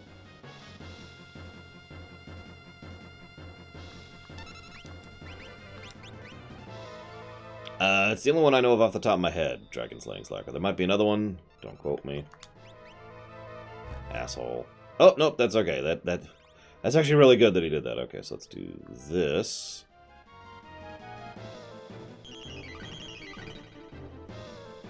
And then this. Actually getting weirdly good luck now all of a sudden.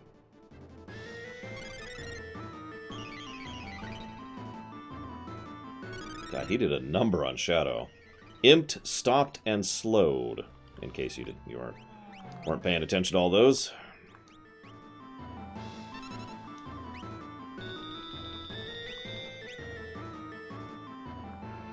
Yeah, but who cares, Kay? I can't throw it with him because I have nothing left to throw. And his physical damage isn't worth doing. He's an item bot. So I'm leaving him that way.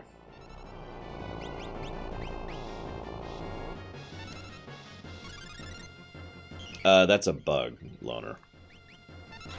However, yes, if you do perform that bug, that is exactly what happens. God damn it, he's in phase 2, I didn't even realize.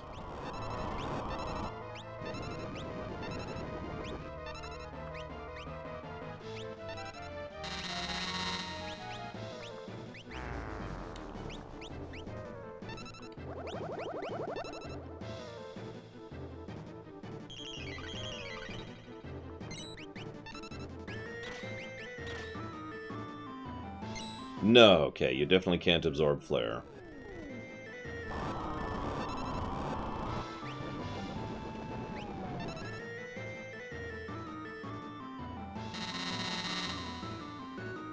Unfortunately,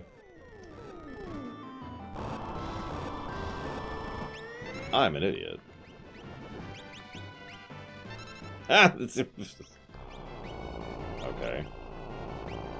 No! God damn it!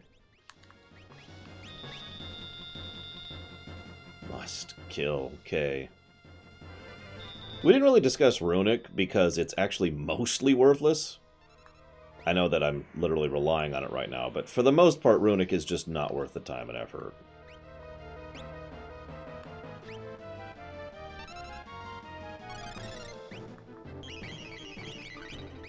Now that being said, it is invaluable for a low-level run because it absorbs any magic. The catch is timing it.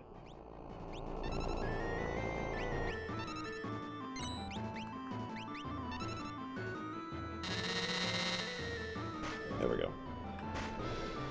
Because Runic lasts until it absorbs a spell or you take another action. So you can Runic and then just sit on Celeste's full ATB bar until she absorbs a spell, then immediately have her Runic again.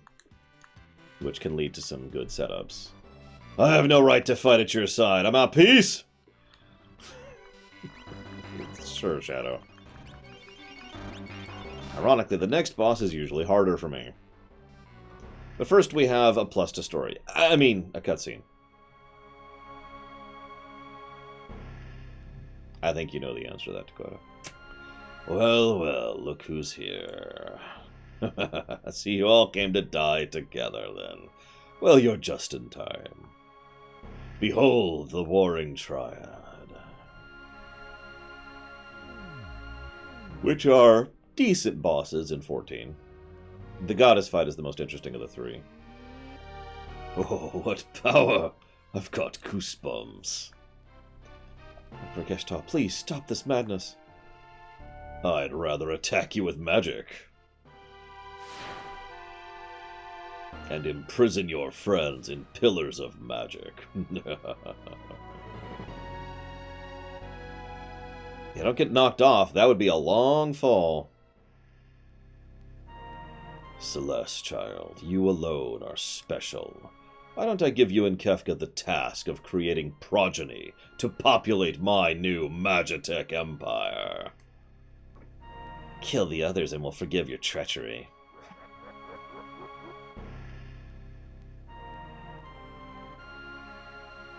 Take this sword. Kill them all.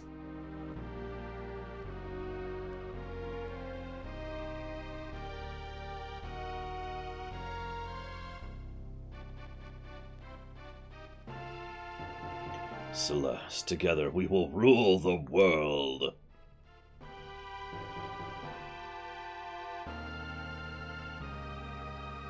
Power only breeds war. I wish I'd never been born.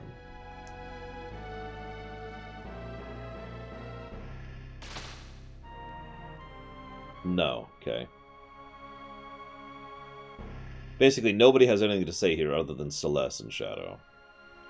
Which is actually a story negative I've already given the game. Blood. Blood. Blood! Vicious brat!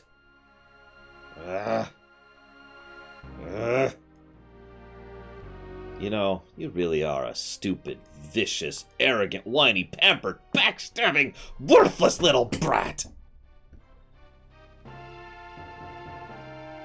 Gods, you were born to fight. Now is the time. I implore you, show me your power. No confirmation, Loner. Me in here. Yes, yes, power. Anything? Anything?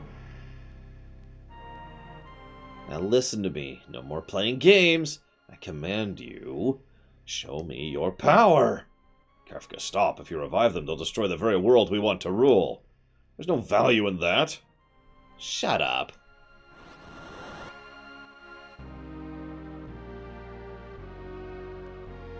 Kefka, are you mad? Mad? Emperor Gestalt, what are you saying? This is the perfect chance to show them the power of the Warring Triad. Oh, Kefka, you poor, hopeless thing. I'm afraid you leave me no choice. No hard feelings now. I'm just going to use this power you've unleashed to put you to sleep. What's so funny? Very well. Suppose it's only fitting you go out laughing. Firaga!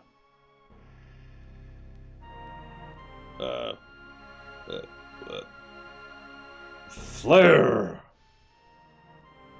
Notice very high-level spells. I mentioned this earlier.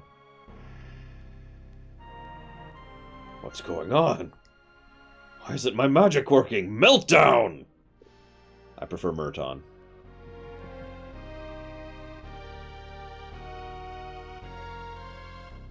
Kefka, how? How are you doing this? Ugh! How, you ask?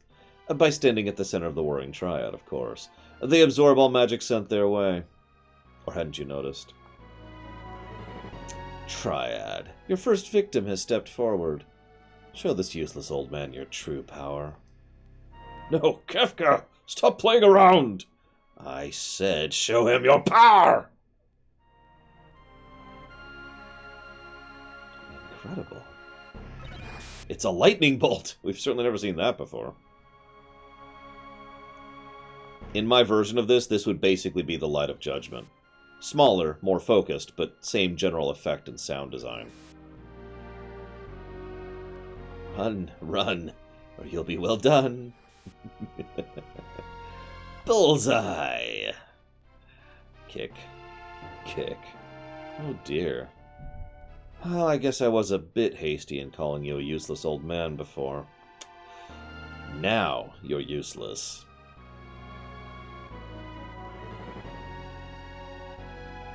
The world's about to learn the meaning of fear. Shove. Shove. Goodbye, Emperor Gestalt. Nobody loved you.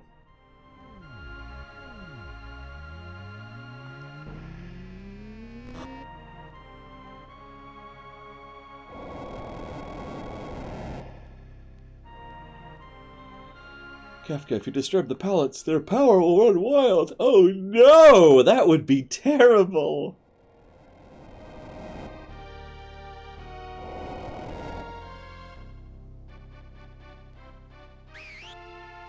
Who's that?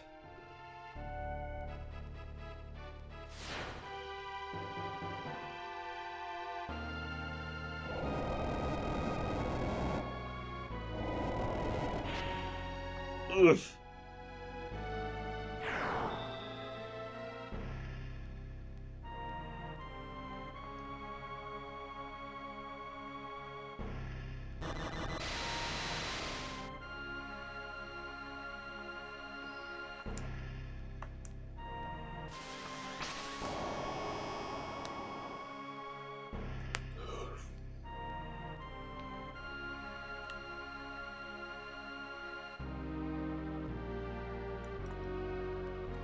So, should we save Shadow?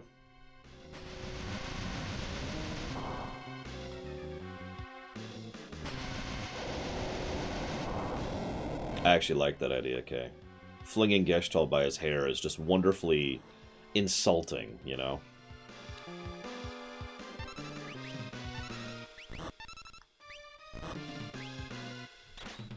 Like, treating him like he's just some nobody. Like a sack of potatoes. Realm has a parent? What are you talking about?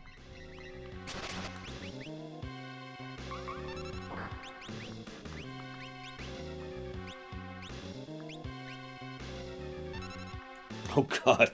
Have it come off. That would be even more wonderfully insulting, wouldn't it? Like, just piling it on. At that point, it doesn't matter. I mean, he's being killed, but just to add to how pathetic and worthless Gestalt really is in the end.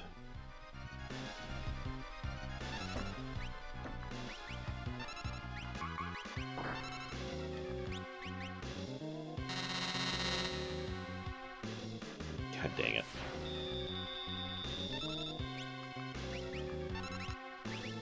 Yeah, by the way, Edgar is literally going to carry us through this section. Good thing he's a strong guy.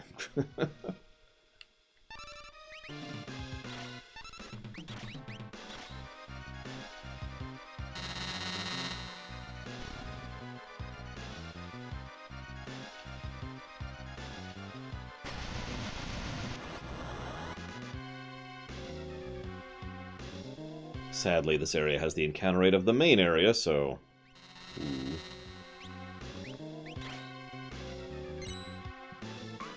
Plonk.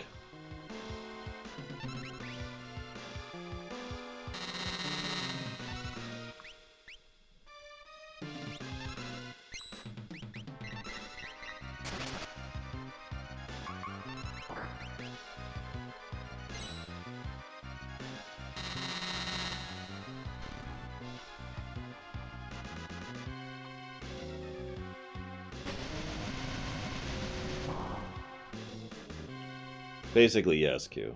Or K. Sorry.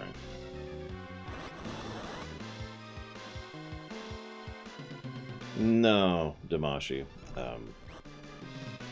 It's a little different than that, but... The real scripted encounter is the one we're about to run into. But there is actually a high encounter rate for this section.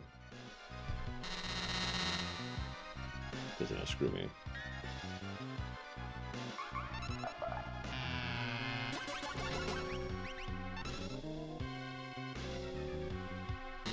Mog being useful. Just for Joe Neutrino, even though he's not here anymore. Still true. So, I guess we'll save Shadow. I guess. Sigh. Saving Shadow's life.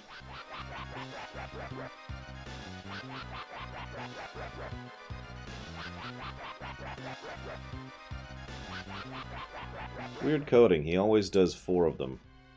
Even though it's basically impossible to have 4 party members at this point.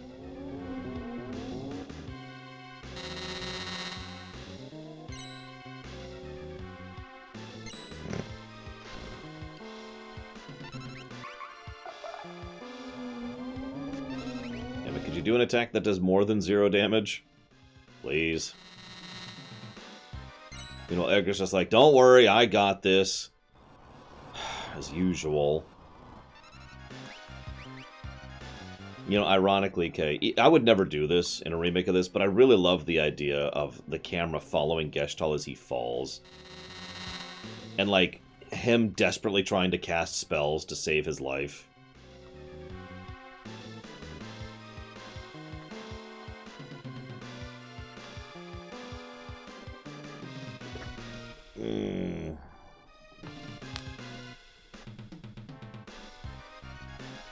I guess that's true, Damashi.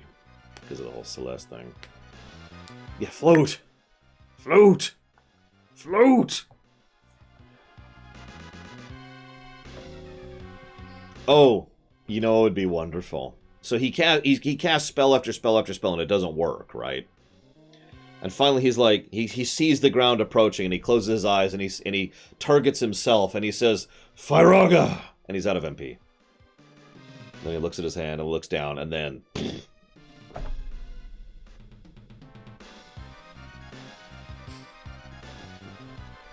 No suicide for you, Gestalt. See you around, Lieutenant Leroy Jenkins.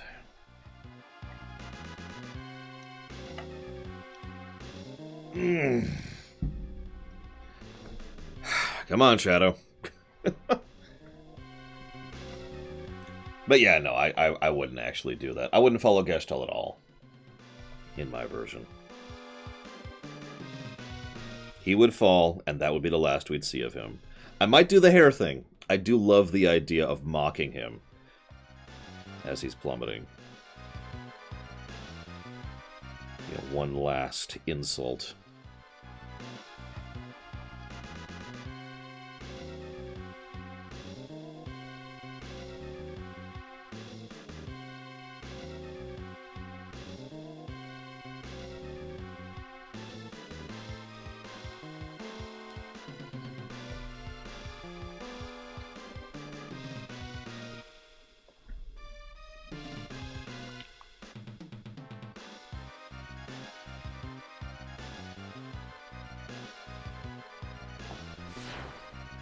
Never be able to rest in peace if I died without collecting my pay. Well, you might have a problem ahead of you, dude. Can't you fix the statues? God. Sorry, just remembering the English translation here.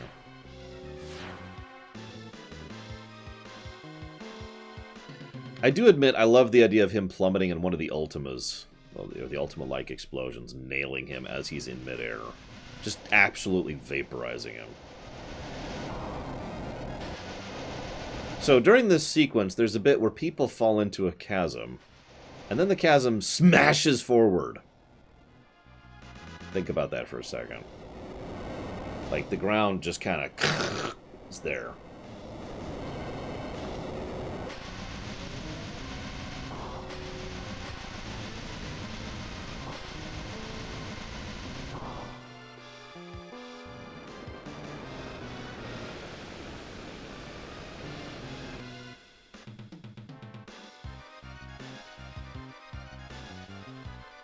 The music's supposed to stop here, but it's bugged.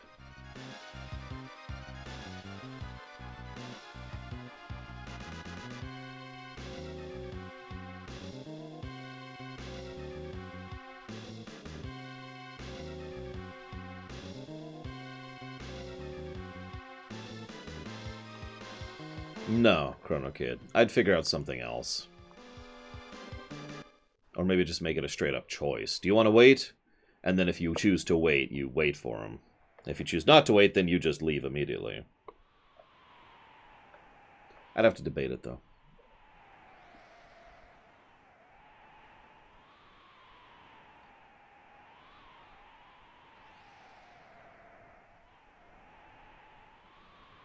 So... all that's left of the entire world is one island. Oh well.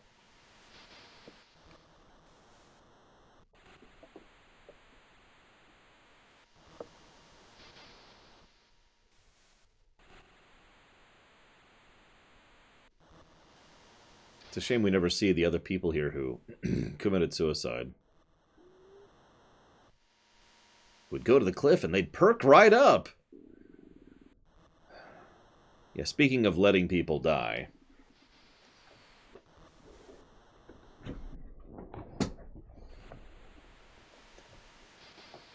And the English translation actually ruining the tone of the scene.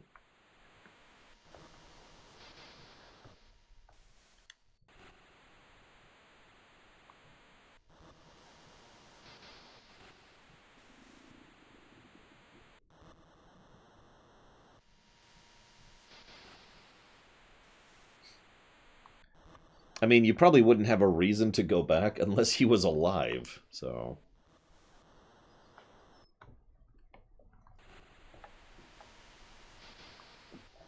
How long have I been sleeping?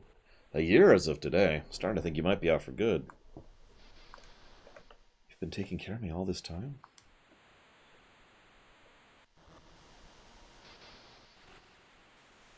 Remind me. Oh, yes I have, Hardboiled One. On a tiny deserted island. After the world was torn apart, I awoke to find us here. So that wasn't just a dream. What about everyone else? Where's Locke? I like how she asked about Locke first. For all I know, this island could be the only part of the world still above water. Ever since that day, the world's been sliding deeper and deeper into ruin. Plants wither, animals waste away. The other people who are here with us gave up hope. One after the next, they flung themselves from the northern cliffs in despair. So everyone could have already been... Yeah, I've seen it, Muad'Dib. Celeste, try not to take it so hard. We can still live out our lives together in peace. You're the closest thing to family I have left in this world. Yes, I suppose you're right, Sid. Or should I say Granddad? Is it alright if I call you that? Granddad, huh? You're making an old man blush. All of a sudden I have a granddaughter. You must be hungry. I actually haven't anything to eat since I fell ill 3 days ago. What'd you like? Well, unless I ask for fish, I won't get anything. That's all there is here. I'll go catch some. Or I'll stand here and watch you die. Are you dead yet, Granddad? Are you dead?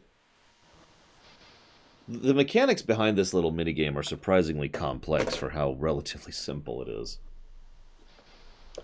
But before we do anything else... Let's see. We're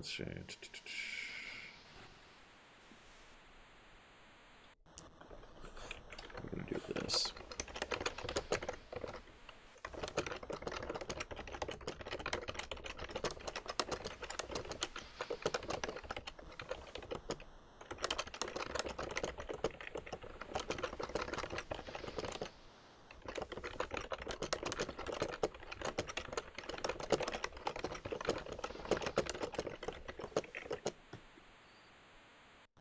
Mm-hmm.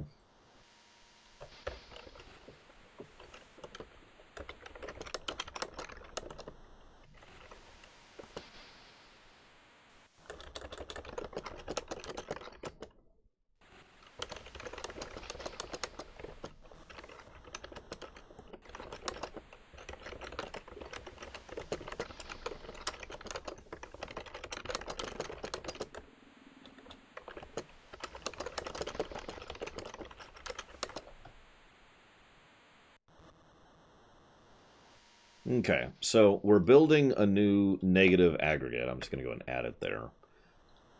Because there's things that are just... Ugh. And we're adding a positive for the aforementioned cutscenes. And the end of the world and blah, blah, blah. So the way this works is every second that passes, he has a health meter that slowly ticks down. Certain fish increase that health meter by a variable amount. You have to get him above a certain amount in order to make him alive. When you talk to him, he says different things that indicate his health meter in-game. So the longer you take, the more he dies. Now the best part is in the SNES version, the language on the health bar, you know, here's what health I'm at, were rather misleading. which led to several players automatically assuming he was getting worse when he was, in fact, getting better. But I waited long enough, so I did it correctly.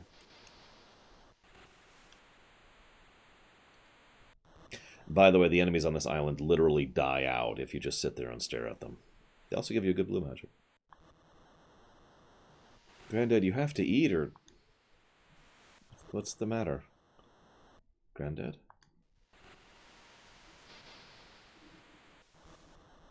Sid?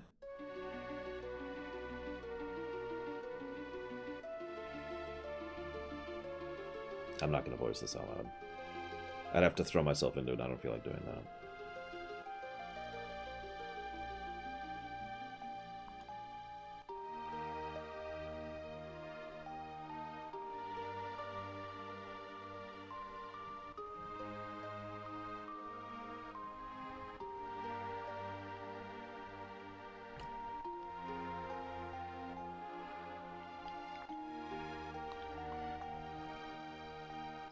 The other people who were here with us gave up hope.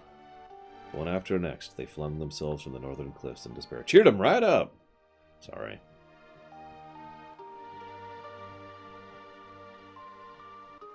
Everyone's gone, even Locke. There's nothing left for me in this world.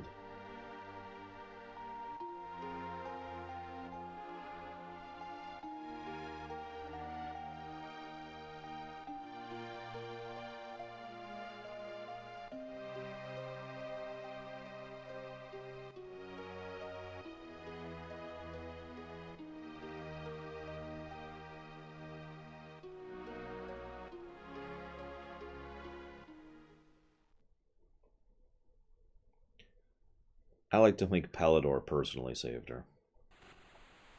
Or whatever the hell Palador's name is in this version.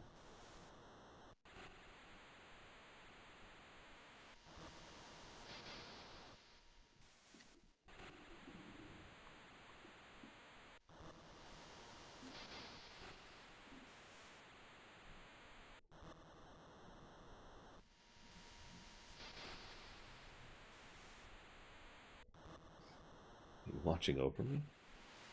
Why would you want to help someone like me? Already given up hope.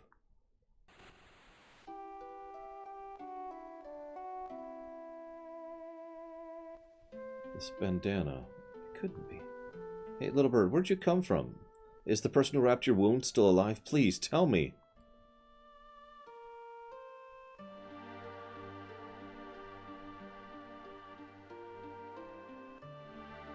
What's really horrible about this is she chooses to believe Locke's alive on the flimsiest of evidence.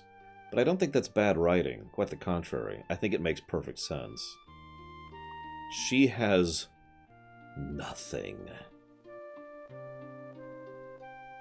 Better a delusion than nothing else. You must leave this island. Somewhere out there your friends are waiting for you. Go down the stairs by the stove.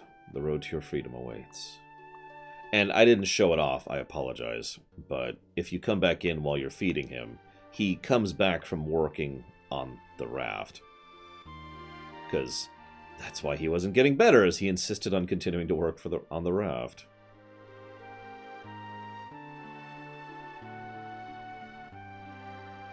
No, I would readjust the scene. Like I said, I would make it a little more clear that Palador is the one who saved her. And Palador would be there, looking at her. And then she's like, why would you possibly save me? There's no point in me. I've already given up hope. And then Palador would, pull out and drop the bandana. And have her look at it like, wait, what? Where did you find this? And then Palador would fly off. Add a pseudo-mystical element to the scene. Oh yeah, I'd also restructure this so that rather than just being a hut in the middle of nowhere, this would be like bits and pieces of, say, Vector. Which I know Vector is mostly in Kefka's Tower, but...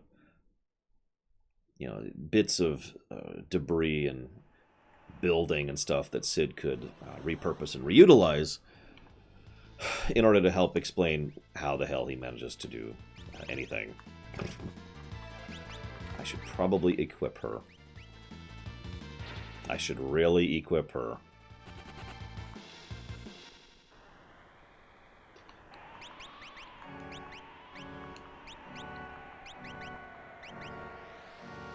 This is probably a good time to cut for lunch.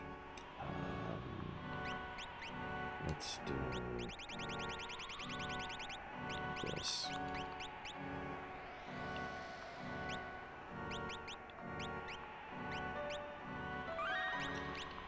So I gave a plus for the end of the world, but I have to give another plus for the suicide scene, I'm sorry. I do like that it's optional. You know, I do like that you can choose to save Sid. My only complaint is the saving Sid scene is just absent of any, you know, it's not a good scene, basically. I would, in my own remake, I would try to make the saving Sid scene just as good as the suicide. Well, okay, it couldn't be just as good, but, you know, make it a good scene, basically, which would probably involve a total restructure. I would also make it so that if you save him, there would be more to do with him later. Probably an actual quest, like a side quest, and definitely, you know, you could bring people to talk to him. And you know how in Chrono Trigger, if you bring new party members to see Chrono's mom, each party member has something to say to her? Something kind of like that.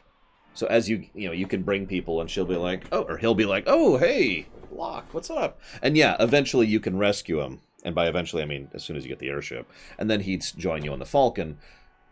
I mean, there's basically, I would do a lot with Sid rather than just have him be here. So.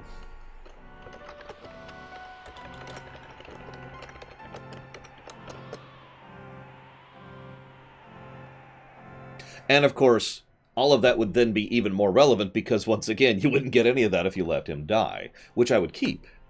I would add a bunch of content you wouldn't get if you let him die. Absolutely. Probably some gameplay benefit from it too, because I like the integration.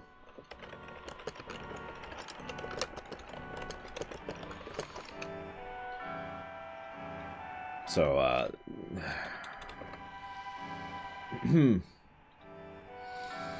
oh, I like that final harmony. Like a quest to actually improve or modify Edgar's tools. Add mutators to it. Drill, but I don't know. I can't think of it off the top of my head. Instead of just doing a single piercing physical attack, maybe it could like hit in a line, or it could turn it into an AoE, or maybe make it so that rather than doing any damage at all, it just completely removes all defense and magic defense from an enemy. So it's basically acts as a super vuln. I like that idea a lot.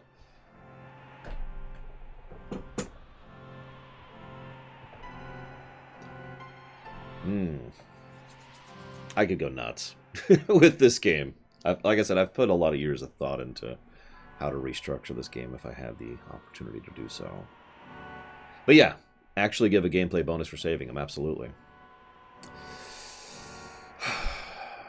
Yep, nope, we're up to 20 story positives and we hit the World of Ruin. I'm gonna go break. I'll be back in about an hour. And I don't know if we're gonna finish the World of Ruins. I'm not in a hurry. So, we'll see what we think of it.